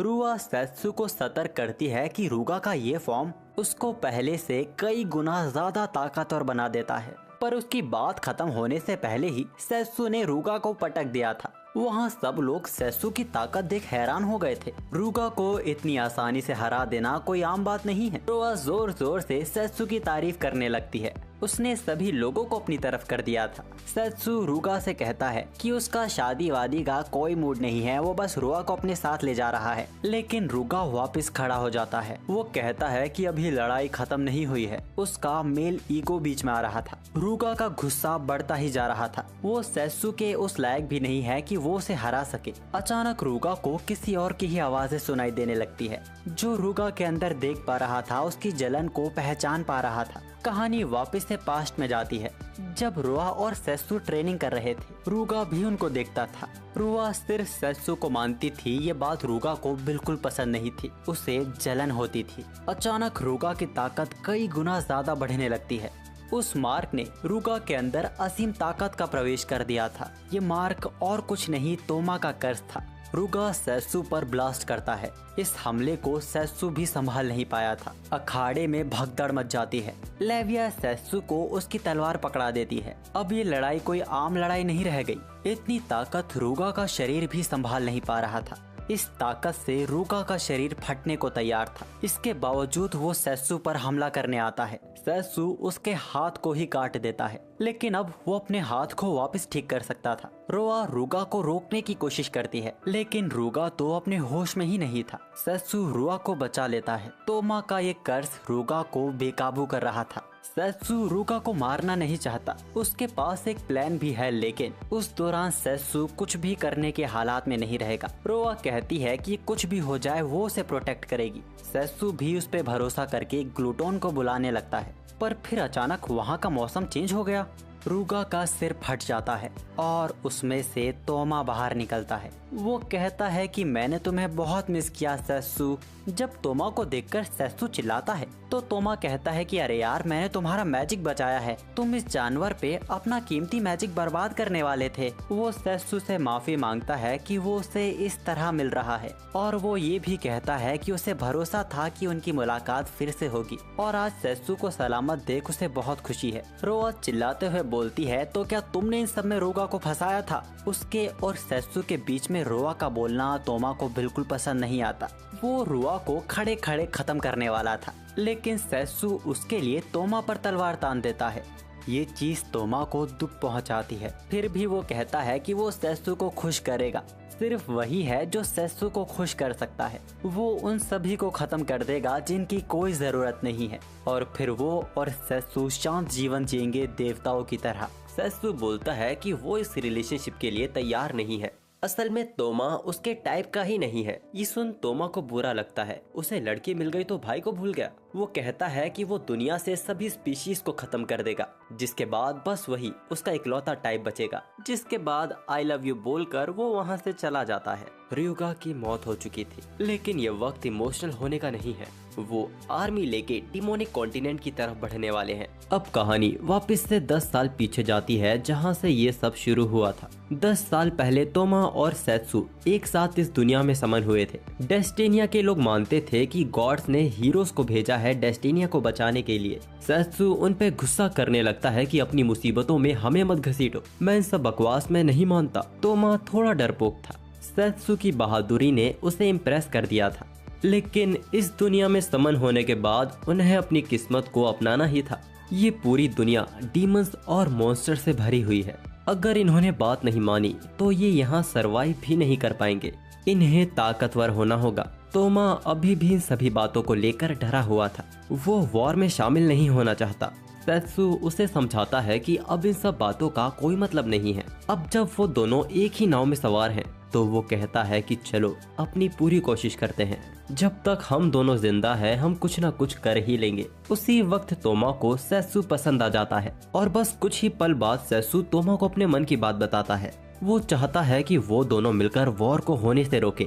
इस अनजान दुनिया में लोगों को मारना या लोगों से मरना उसे ठीक नहीं लगता। तोमा कहता है कि हम लोग कर ही क्या सकते हैं, और मैं तो तुम्हारी तरह ताकतवर भी नहीं हूँ सेत्सु। सेत्सु तोमा के पास आकर उससे प्यार से पूछता है, जिस चीज की हमने कोशिश ही नहीं की उसे हम हार मान सकते हैं। सेत्सु कहता है कि हम दोनों एक ही दुनिया से आए हैं, हम दोनों भाई हैं जो एक ही होम टाउन से हैं। मैं तुम्हारी रक्षा करूंगा, इसका वो तोमा से वादा करता है। उसी शाम सेत्सु अपने नए साथियों के साथ निकल पड़ता है। उसका कहना था कि इस दुनिया में वॉर को रोकने के लिए उसे ये दुनिया अपनी आंखों से देखनी होगी। पर तोमा अभी भी डरा हुआ था। वो कहता है कि जब तक सेत्सु आएगा तब तक वो इतना ताकतवर हो चुका होगा कि वो उसके साथ लड़ सके और इस होने वाली जंग को रोक सके। अब कहानी में कुछ महीनों का टाइम स्किप आता है। हम देखते हैं कि डेस्टिनिया के राजा तोमा को सम्मान दे रहे हैं। उसकी बहादुरी और डेस्टिनिया की रक्षा करने के लिए उसे सिल्वर हीरो का दर्जा दिया जा रहा है। वो सेत्सु से कहता है कि वो अपने प्रॉमिस के और करीब आ गया है और जल्द ही वो वॉर को भी रोक देगा। तोमा अपने साथियों से पूछता है, क्या आप मेरे लिए मरने के लिए तैयार हैं? वो लोग कहते हैं कि उनकी जिंदगी तोमा की है। जिसके बाद तोमा अपने साथियों के साथ डीमंस के एक और अड्डे पर हमला कर देता है। उसने वहाँ सभी डीमंस को खत्म कर दिया। जो लोग सरेंडर कर रहे थे, तोमा उनको भी नहीं बख्शता। वैसे ये जगह बाकी जगहों से काफी अलग थी, पर तोमा इन बातों पर ध्यान न देकर वो वहाँ से जा रहा था। लेकिन अचानक उसके दिमाग में किसी की आवाज गूंजने लगती है। वो कहती है कि वो उसके अंदर झांक सकती है। उसे सच में क्या पाना है वो उसे देख सकती है। ये कर्स लॉकेट था जो तोमा को फंसाने की कोशिश कर रहा था, लेकिन सेत्सु से किए प्रॉमिस पर तोमा डटा हुआ था। वो कहती है कि वो उसे ताकत और मंजिल दोनों दे सकती है। तोमा को असल में सेत्सु का साथ चाहिए था। उसकी इस ख्वाहिश पर वो लॉकेट काबू कर लेता है। इसके कुछ देर बाद हमने देखा कि जो लोग तोमा के लिए मरने के लिए तैयार थे, तोमा ने उन्हें ही मार दिया है। लेकिन अभी भी उसे शांति नहीं मिली थी। पीस के नाम पर उसे और कत्लेआम करने की भूख थी। उसी वक्त एक सिपाही कैपिटल से तोमा के लिए खबर लेकर आता है। वो बताता है कि पीस के लिए सभी कॉन्टिनेंट्स के लीडर ने समझौता कर लिया है और अब सभी फोर्सेस को कैपिटल वापस आने को कहा गया है और तोमा को उनकी सुरक्षा की जिम्मेदारी दी गई है।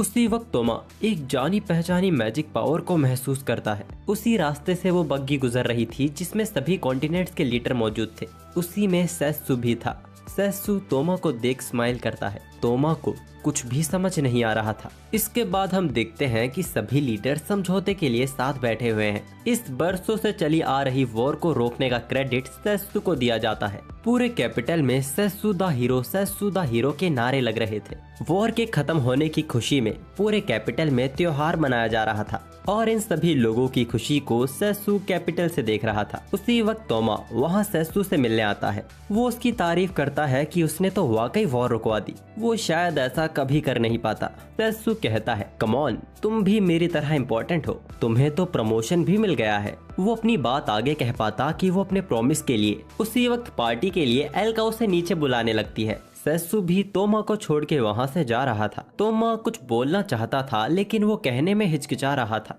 आखिर तोमा सेत्सु को अपनी इच्छा के बारे में बताता है। वो कहता है कि अब जब वॉर खत्म हो गई है तो चलो हम दोनों साथ वापस अपनी दुनिया में चलते हैं सेत्सु। उसे वापस जाने का रास्ता भी मिल गया है।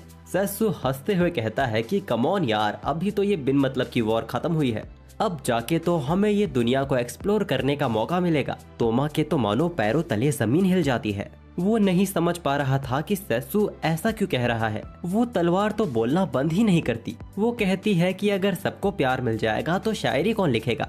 सेत्सु ये कहकर वहाँ से जाने लगता है। अगर तुम्हें जाना है तो तुम जा सकते हो। तोमा बेचारा सेत्सु की फिक्र को प्यार समझ बैठा। वो बेचारा इस रिजेक्शन को एक्सेप्ट नहीं कर पा रहा था। वो तलवार पूछती है, इस दुनिया को मिटा दूं? क्या इस जवाब को लॉक कर दिया जाए? अचानक तोमा का प्रेजेंस पूरी तरह बदल गया। वो कहने लगता है कि वो सबके अस्तित्व को मिटा देगा जो भी उनके प्यार के बीच में आएगा। मैं ही तुम्हारा वन एंड ओनली ऑप्शन हूँ, सेत्सु बेबी। और ये कहते ही वो सेत्सु पे हमला कर देता है। सेत्सु ने ग्लूटोन से तोमा के हमले को रोक तो लिया, लेकिन उसके प्रति तोमा का पागलपन बढ़ता ही जा रहा था। वो एल्का को देखकर बोलता है, यही है ना वो बामन की लड़की जिसके चक्कर में तूने मुझे रिजेक्ट किया। सेत्सु उसे समझाने की कोशिश करता है कि वो गे नहीं है। वो कहता है कि उसे फर्क नहीं पड़ता, इस दुनिया को बस मेरे और सेत्सु के अलावा किसी की जरूरत नहीं है। जिसके बाद दोनों के बीच की लड़ाई के कारण दोनों ही घायल हो जाते हैं। उन दोनों के मैजिक पावर की वजह से वहाँ बहुत बड़ा मैजिक ब्लास्ट होता है। जब तक एल्का और बाकी सब वहाँ पहुँचे, वहाँ तोमा और सेत्सु दोनों गायब हो चुके थे। इस धमाके में सेत्सु की तो मौत हो गई थी, पर तोमा जिंदा बच गया था। घायल हो चुका तोमा वापस टेम्पल आया था। वो उस मणि से कहने लगता है कि मेरी तो कोई इच्छा पूरी नहीं हुई। तोमा ने भी हार मान ली है। वो ये मान चुका है कि वो अंत तक अकेला ही रहेगा। तभी वो स्टोन चमकने लगता है। वो तोमा को ऐसे लोग दिखाता है जिन पर बुरी तरह एक्सपेरिमेंट किया जा रहा है। इस दुनिया में इनका कोई नहीं, इनके लिए कोई रहम नहीं। इनके साथ एक चूहे की तरह बर्ताव किया जाता है जो बस एक्सपेरिमेंट के लिए है। ये सभी भी तोमा के जैसे इस दुनिया के सताए हुए हैं। तोमा के तो मानो चेहरे पे चमक ही आ जाती है। वो इकलौता नहीं है, उसके जैसे भी इस दुनिया में लोग हैं। अगले ही पल हमने देखा कि तोमा ने पूरी बिल्डिंग को ही तबाह कर दिया। उन सभी को उन पे हो रहे टॉर्चर से तोमा ने बचा लिया था। वो एक हीरो की तरह पूछता है, क्या तुम सब मेरा साथ दोगे? मैं इस दुनिया को तबाह कर देना चाहता हूँ जिसने हमें दुख दिया है। इसके कुछ वक्त बाद हम देखते हैं तोमा को, जो अपने नए साथियों के साथ जा रहा है इस दुनिया को तबाह करने के सफर पे। यहाँ दूसरी तरफ ह्यूमंस की तरफ से डेस्टेनिया कंट्री की शिप्स भी डेमोनिक किंगडम पर हमला करने के लिए निकल पड़ी थी। वॉर को लेकर सब घबराए हुए थे, खासकर समन किए गए हीरोज। थिया बताती है कि वो यहाँ तोमा के मैजिक को सेंस कर पा रही है। इनके लिए ये तो साफ था कि इनके असल दुश्मन डीमंस नहीं बल्कि तोमा है। लेकिन अगर ग्लेन, जनरल और बाकी सभी को ये बताने की कोशिश करेगा तो मुमकिन है कि उन्हें जासूस समझ लिया जाए। यूं ही सबको यकीन दिलाती है कि सेत्सु अपनी तरफ से वॉर को रोकने की पूरी कोशिश कर रहा होगा। वो कहती है कि उसे सेत्सु पर पूरा यकीन है। एल्का, ग्लेन और थिया को भी सेत्सु पर पूरा यकीन था। वो कहते हैं कि जब तक सेत्सु यहाँ नहीं पहुँच जाता वो उसके लिए वक्त निकालेंगे। अब जमीन पर पहुँचते ही डीमंस और ह्यूमंस की ये वॉर शुरू हो जाती है। ह्यूमंस की आर्म्स फोर्स पर डीमन मैजिक पावर से हमला करते हैं। उनको टक्कर देने के लिए ह्यूमंस के मैजिक सोल्जर्स भी हमला शुरू कर देते हैं। डिमोनिक कॉन्टिनेंट की दीवार टूट जाती है, जिस कारण अब दोनों देशों के बीच असल जंग शुरू हो चुकी थी। थिया हीरोज को समझाती है कि घायल और डर से भाग रहे दुश्मनों का पीछा ना करे, ये एक चाल हो सकती है। जिसके बाद ग्लेन, एल्का और बाकी सभी जंग में शामिल हो जाते हैं। समन किए गए हीरोज में एक लड़की जो अभी भी वॉर को लेकर डरी हुई थी, उस पर एक डीमन अचानक से हमला करता है। वो तो वक्त पर यूही ने उसे बचा लिया। वो यूही से माफी मांगती है कि वो उनके लिए बोझ बन रही है, लेकिन वो बहुत डरी हुई है। यूही उसे हौसला देती है। हम देखते हैं कि डीमंस पीछे डरकर भाग रहे हैं। उसी बीच यूही की नजर उसके क्लासमेट्स पर जाती है जो एक डीमन को खत्म करने जा रहे थे, लेकिन उनके हाथ भी कांप रहे थे। यूही उन्हें ये करने से रोकती है और कहती है कि वो अब लड़ने के काबिल नहीं है। उसके क्लासमेट्स बोलते हैं कि अगर हमने इसे नहीं मारा तो ये हमें मार देगा। तभी अचानक वहाँ किसी की हंसी गूंजने लगती है। अचानक आसमान में कई सारे मैजिक सर्कल दिखाई देने लगे। उनके अंदर से डिमोनिक सोल्जर बाहर निकलते हैं। और फिर सामने आती है एलिसा। उसने तुरंत डेस्टिनिया के कई सोल्जर्स को खत्म कर दिया। एल्का और ग्लेन मिलकर सभी डेमोनिक सोल्जर्स को खत्म कर देते हैं, लेकिन अब उन्हें सामना अपनी पुरानी दोस्त एलिसा का करना होगा जो उनके दुश्मन के काबू में है। इस चीज से गुस्सा होकर एल्का मेलुअर पर हमला करती है, लेकिन एलिसा बीच में आ जाती है। एल्का ने उसे होश में लाने की कोशिश की, लेकिन सब कुछ बेकार था। मेलुअर यहाँ भी नहीं रुकती। वो अपने खून को जमीन पर फैला देती है, जो कुछ ही देर में 4 विशालकाय खतरनाक डीमंस का रूप ले लेते हैं। लेकिन सेत्सु की पुरानी पार्टी के सामने ये इतने भी ताकतवर नहीं थे।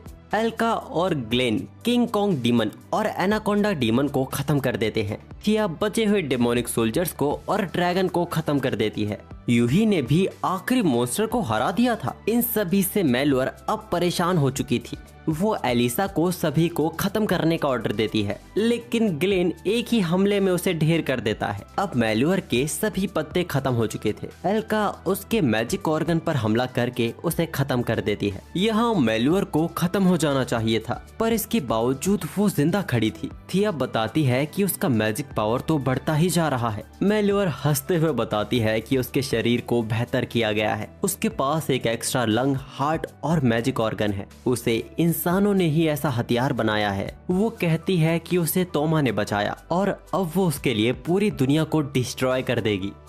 मेलुअर लिमिट ब्रेक मैजिक से अपनी लिमिट्स को तोड़ देती है और फिर अब तक के सबसे ताकतवर मैजिक सर्कल से वो वहां 3 सिर वाले मॉन्स्टर को समन करती है, जिसे चिमेरा कहा जाता है। लेकिन उसे कंट्रोल करने के लिए उसे अपने आप को फ्यूज करना पड़ा। अब उसकी लाइफ फोर्स चिमेरा से कनेक्ट हो चुकी है। जब ये सब खत्म होगा तब मेलुअर की भी मौत हो जाएगी। लेकिन अब मेलुअर पहले से भी बहुत ज्यादा ताकतवर हो चुकी थी। अब उसके हमलों को रोकना नामुमकिन हो गया था। सब उसके सामने बेबस हो चुके थे। तभी अचानक वहाँ एक तितली दिखाई देती है। उससे मेलुअर का ध्यान भटकने के कारण एलिसा इस मौके का फायदा उठा के मेलुअर को खत्म कर देती है। हाँ, ये सच था कि उसके लिए भी ये करना बहुत ही मुश्किल था। मेलुअर जो कहती थी कि इस दुनिया में उससे कोई प्यार नहीं करता, अगर वो ध्यान से सोचती तो कोई तो था जो उससे भी प्यार करता था। उसके पास भी था कोई जिससे वो अपनी बड़ी बहन कह सकती थी। खैर, मेलुअर और चिमेरा पत्थर में बदल जाते हैं। एलिसा लड़ाई में घायल तो हुई, लेकिन वो जिंदा है। अब इन सभी को आराम करने का वक्त मिल भी पाता, तभी वहाँ शैडो अपीयर होता है। ग्लेन, एल्का और थिया, इन तीनों की ही हालत लड़ने लायक नहीं थी। अब सिर्फ वहाँ यूही ही थी जो शैडो का सामना कर सकती थी। एल्का, थिया, ग्लेन तीनों ही नहीं चाहते थे कि वो शैडो का सामना करे, पर तभी यूही कहती है कि अगर यूकी होता तो वो भी यही करता। अब क्योंकि यूही पे भरोसा करने के अलावा उन पे कोई रास्ता भी नहीं था। लेकिन जैसे ही उनमें लड़ाई शुरू होने वाली थी, तभी यूही किसी की मैजिक पावर सेंस करती है। आसमान से गिरता हुआ वहाँ सेत्सु आ पहुँचता है। सेत्सु को देख यूही उस पे कूद ही जाती है। वो तो एक्साइटमेंट में उसे किस ही करने वाली थी। वो तो सेत्सु से रोक लेता है कि ये जगह ठीक नहीं है। खैर, सेत्सु माफी मांगता है कि उसने उन्हें काफी इंतजार करवाया। तभी यूही अपनी ट्रेनिंग का जिक्र करती है जो उसने एल्का से सीखी है। यूही भी एल्का जैसे कुर्सी बन जाती है और सेत्सु को बैठने को कहती है। खैर, वो एल्का से कहता है कि हमें अकेले में बात करनी होगी, पर अभी उसे उससे बड़ी प्रॉब्लम का सामना करना है। शैडो अपने कपड़े उतार देता है। क्या ये उसकी कोई ट्रिक है सेत्सु का ध्यान भटकाने की? सेत्सु कहता है कि अगर वो गे होता तो शायद वो उसके जाल में फंस जाता। शैडो कहता है कि उसका ये इंटेंशन नहीं था। वो पूछता है कि वो कमजोरों को बचाने की कोशिश क्यों कर रहा है। सेत्सु के पॉइंट ऑफ व्यू से जिनको वो बचा रहा है वो उसके लिए कीड़े जैसे हैं।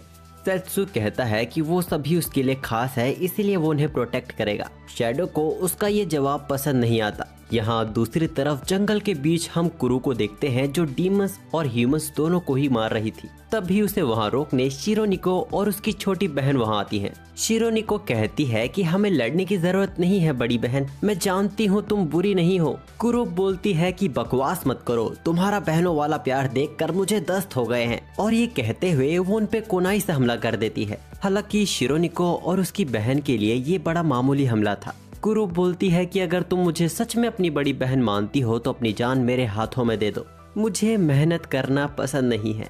मिनिको शिरोनिको के सामने खड़ी हो जाती है और कहती है वो अपनी बड़ी बहन को कुछ होने नहीं देगी। शिरोनिको भी कुरु से माफी मांगती है और कहती है कि वो अपनी छोटी बहन की रक्षा करेगी। और ये सुनते ही कुरो दोनों बहनों पर तेजी से हमला करती है। वो बहुत ही तेज थी और दोनों बहनों पर भारी पड़ रही थी। शिरोनिको अपनी छोटी बहन को कॉपी करने को कहती है, जिसके बाद शिरोनिको कुरो के पैरों पर हमला करती है, जिसके बाद मिनीको भी अपनी पैरों की ताकत से उसे जमीन में गाड़ देती है। जब शिरोनिको को लगने ही लगा था कि लड़ाई खत्म हो चुकी है, तभी अचानक कुरो के कुछ टेंटिकल्स मिनीको को पकड़ लेते हैं। हम देखते हैं कि उसके कई हाथ बाहर दिखाई देने लगे थे, जिनको वो टेंटिकल्स की तरह यूज कर शिरोनिको पर भी हमला करती है। वो शिरोनिको से कहती है कि वो उसके बहनों वाले प्यार को खरबूजे जैसे पिचका देगी। तुम्हारा ये लवी डबी मुझसे बर्दाश्त नहीं होता। वो भी मेलोअर जैसे लिमिट ब्रेक मैजिक का यूज करती है, जो उसकी ताकत को कई गुना ज्यादा बढ़ा देती है। हालांकि मेलोअर जैसे उसे भी इसकी बहुत बड़ी कीमत देनी होगी। कुरो का एक हाथ शिरोनिको पर हमला करता है। शिरोनिको उस हमले से बच जाती है, लेकिन फिर वो हाथ जमीन फाड़कर उस पर हमला करता है। एक ही हमले ने शिरोनिको की बहुत बुरी हालत कर दी थी। मिनीको अपने आप को छुड़ाने की पूरी कोशिश कर रही थी, लेकिन वो भी लाचार थी। कुरो उनके बहनों वाले प्यार को कर्स बोलती है। ये सुनकर शिरोनिको वापस खड़ी होने की कोशिश करती है और कहती है कि बस ऐसा वही सोचती है। ये सुन के न जाने क्यों कुरो को गुस्सा आ जाता है और वो शिरोनिको पर अपने कई सारे हाथों से हमला करने लगती है। शिरोनिको उन हमलों से बचते हुए मिनीको की तरफ अपना हाथ बढ़ाती है। उन दोनों के कांटेक्ट में आते ही वो दोनों ही फ्यूज हो जाते हैं और कुरो के टेंटिकल्स को फाड़ देते हैं। ये उनकी सीक्रेट पावर है, जिसका यूज वो अपनी बड़ी बहन के खिलाफ करने जा रहे हैं। कुरो बोलती है कि तुम्हारा ये नया लुक पहले से ज्यादा घटिया है और तुम मुझे इसमें भी हरा नहीं पाओगी। और तभी अपनी रफ्तार दिखाकर वो कुरो को हैरान कर देते हैं। उनकी आंखें, उनकी रफ्तार, उनकी सुनने की ताकत सब ही 2 गुना हो चुकी थी। कुरो को भी अब गुस्सा आने लगा था। वो अपने अनगिनत हाथ बाहर निकालकर हमला करती है, पर उनका ये फ्यूजन एक बवंडर का रूप ले लेता है। कुरो के ये हाथ भी उसके आगे टिक नहीं पाते और वो हार जाती है। लेकिन उसकी विल उसे हार मानने नहीं दे रही थी। वो कहती है कि वो अगर यहाँ हार गई तो वो वहाँ उनको अपनी शक्ल कैसे दिखाएगी। यही सोचकर वो वापस खड़ी होती है और हमला करती है, लेकिन इस फ्यूजन के एक मुक्के से ही वो ढेर हो जाती है। इसके बाद शिरोनिको और मिनीको भी वापस अलग अलग हो गए थे। शायद कुरो के ये जो हाथ हैं वो उसकी छोटी बहनों के हैं, जो इंसानों द्वारा उस पर किए एक्सपेरिमेंट के दौरान एक साथ मर्ज कर दिए गए थे। खैर, कुरो के अंत के दौरान उसके यही हाथ उसे लपेट लेते हैं और कुरो का भी यहाँ अंत हो जाता है। और यहाँ एक तरफ वीडोस को अकेला देख डीमंस की सेना वीडोस को मारने की कोशिश करती है, लेकिन कोई हथियार उसके आगे टिक नहीं पाता, बल्कि कुछ ही देर में उसने वहाँ सबको मजबूर कर दिया था। पर तभी वहाँ रोआ आती है, जो एक ही मुक्के में उसे काफी दूर फेंक देती है, लेकिन उसे खुद भी जोरों की चोट आई थी। खैर, रोआ वहाँ सभी को पीछे हटने को कहती है, वो इसे अकेले ही संभाल लेगी। वीडोस भी रोआ को अच्छे से पहचानता था, हालांकि उसे उसका ये बिहेवियर पसंद नहीं आया। वो उससे पूछता है कि कहीं ये तुम्हारा बेस्ट हमला तो नहीं था। वीडोस का पूरा शरीर लोहे का बना हुआ है, जो कि रोआ को काफी अजीब लगता है। वीडोस भी उसकी बातों से एग्री करते हुए बोलता है कि पर उसे इंसानों ने बनाया है। बचपन से हुए टॉर्चर और एक्सपेरिमेंट्स ने उसे ऐसा बना दिया है। वो तो तोमा सामा थे जिन्होंने उसे बचाया है। तोमा की तारीफ सुन रोआ को गुस्सा आ जाता है, क्योंकि वो पूरी दुनिया को खत्म करना चाहता है। वीडोस कहता है तो इसमें बुरा क्या है, ताकतवर जो चाहे वो कर सकता है। वीडोस के साथ भी तो बचपन से यही हुआ है, और वो कहता है कि रूका के साथ भी तो यही हुआ था। ये सुनते ही गुस्से से भरी रोआ पूरी ताकत से उसके लात मारती है, लेकिन उस हमले से उसको ही चोट आई थी। रोआ को गुस्सा आ रहा था, क्योंकि वीडो ने बीस्टमैन के सम्मान को चोट पहुंचाई है। वो कहती है कि वो उसे तब तक मारती रहेगी जब तक उसका लोहा जैसा शरीर टूट नहीं जाता। पर वीडो बताता है कि उसे एक गलत फहमी है। उसकी पावर बस अपने शरीर को सख्त करना ही नहीं, बल्कि वो अपने शरीर को तोड़कर उनका रूप भी बदल सकता है। वो अपने शरीर को कई सारी आयरन बॉल में कन्वर्ट कर लेता है। उसके आगे रोआ टिक नहीं पाती और जमीन पर ढेर हो जाती है। वीडो वहाँ से ये कहकर जाने लगता है कि सम्मान वगैरह ये सब बकवास की चीजें हैं। तभी रोआ उसे रोकती है, अभी भी उसमें जान बाकी थी। वो कहती है कि ऐसा कुछ नहीं जो सम्मान से बढ़कर है। वो अपने सम्मान की रक्षा के लिए अपनी जान को दांव पे लगा रही थी।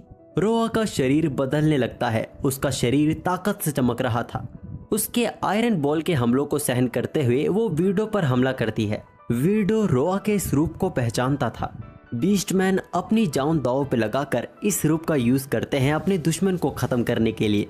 वीडो भी इस चैलेंज के लिए तैयार था। वो कहता है कि वो उसके सम्मान और उसे दोनों को क्रश कर देगा।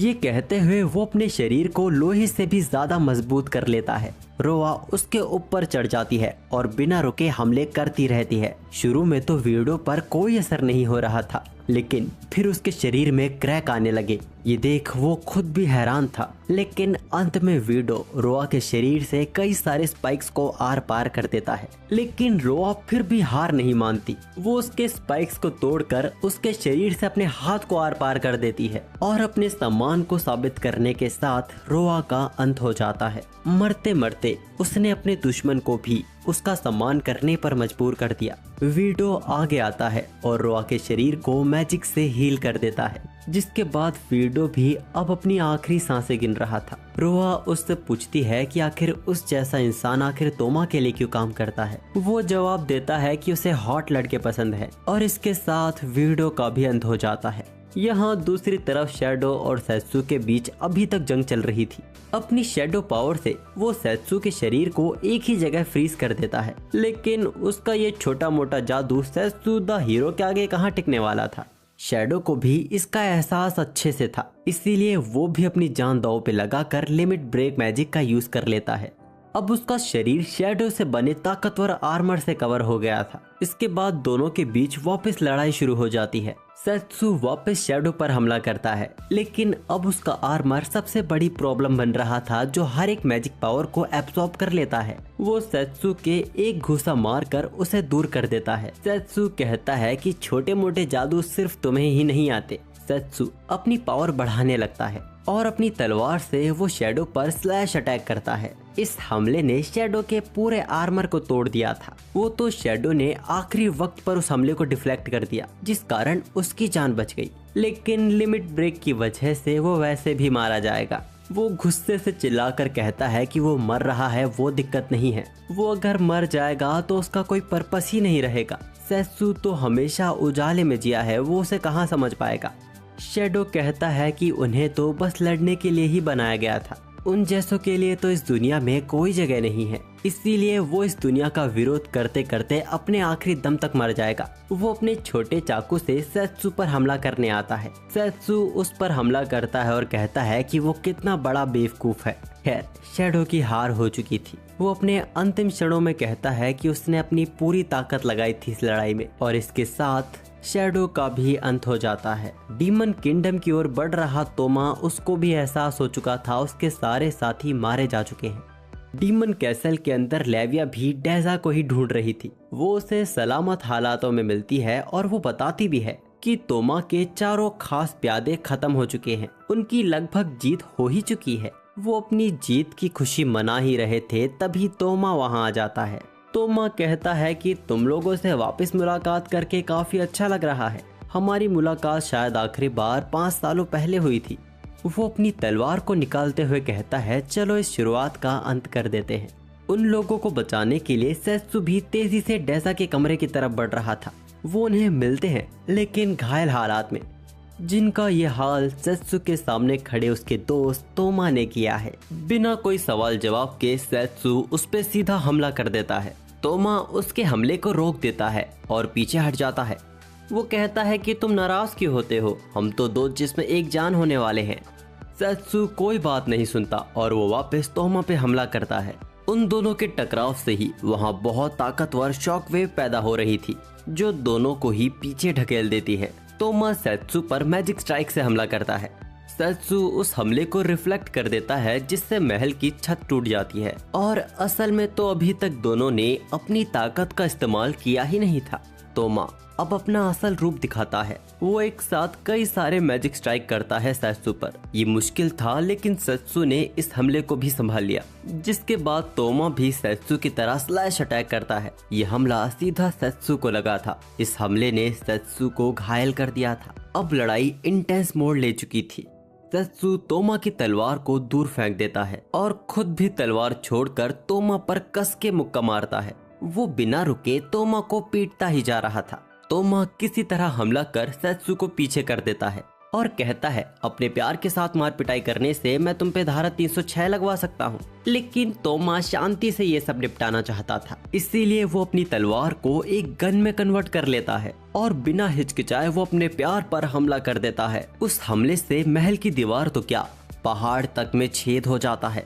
सेत्सु सोचता है मुझे इसका प्यार समझ नहीं आता, लेकिन ऐसे खतरनाक हमले मैं इसे खुलेआम नहीं करने दे सकता। उसके अगले हमला करने से पहले सेत्सु उसे हवा में ले जाता है। तोमा वापस से लगातार सेत्सु पर हमला कर रहा था।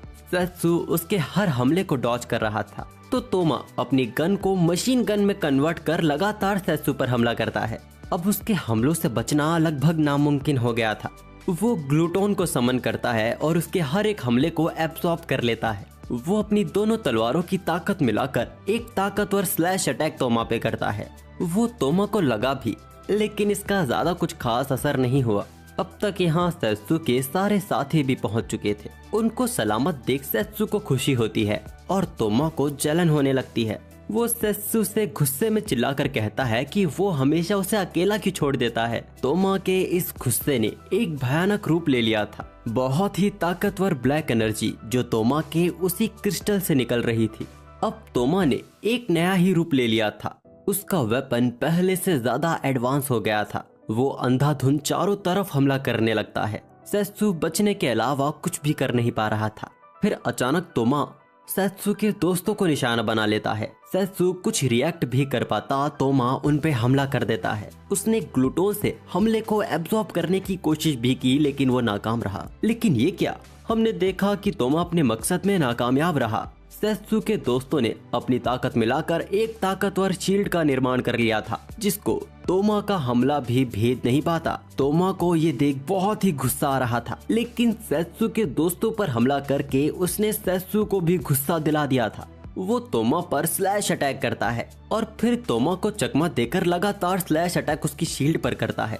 उसकी शील्ड टुकड़ों में टूट गई थी, जिसके बाद वो उस पे एक आखिरी हमला कर इस किस्से को ही खत्म कर देता है। लेकिन तोमा का वो क्रिस्टल उसे वापस पुरानी चीजें याद दिलाने लगा कि कैसे सेत्सु ने उससे वादा किया था कि वो हमेशा उसके साथ रहेगा, उसकी रक्षा करेगा। लेकिन आखिर में सिर्फ उसे ही उसने अकेला छोड़ दिया। तोमा के अंदर उस गुस्से का उबाल उठने लगता है। वो एक बार फिर खड़ा हुआ और पहले से ज्यादा ताकतवर बन गया। सेत्सु को अपनी आंखों पे यकीन नहीं हो रहा था।